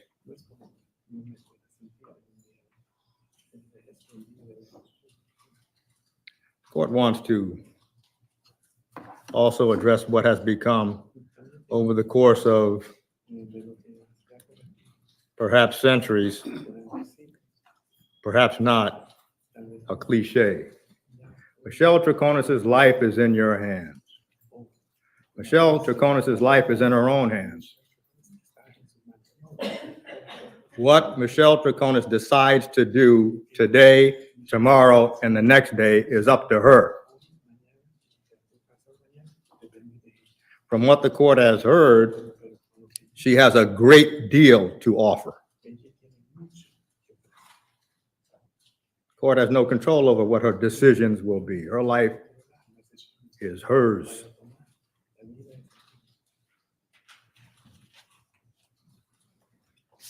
The following sentences are going to run concurrently. On the count charging conspiracy to commit murder, 20 years execution suspended after 14 and a half years to serve, 5 years probation. Tampering with physical evidence, 5 years execution suspended after 4 years, 5 years probation. Conspiracy to tamper with physical evidence, 5 years execution suspended after 4 years, 5 years probation. The second count of tampering with physical evidence, 5 years execution suspended after 4 years, 5 years probation. Hindering prosecution, 5 years execution suspended after 4 years probation. After 4 years, rather, 5 years probation. Total effective sentence, 20 years, execution suspended after 14 and 1/2 years, 5 years probation. You will have an opportunity to challenge every finding that the jury made and every ruling that the court made. Madam Clerk, you can give the defendant her notice of right to appeal.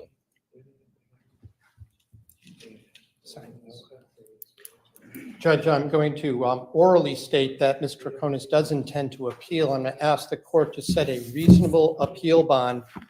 I will state that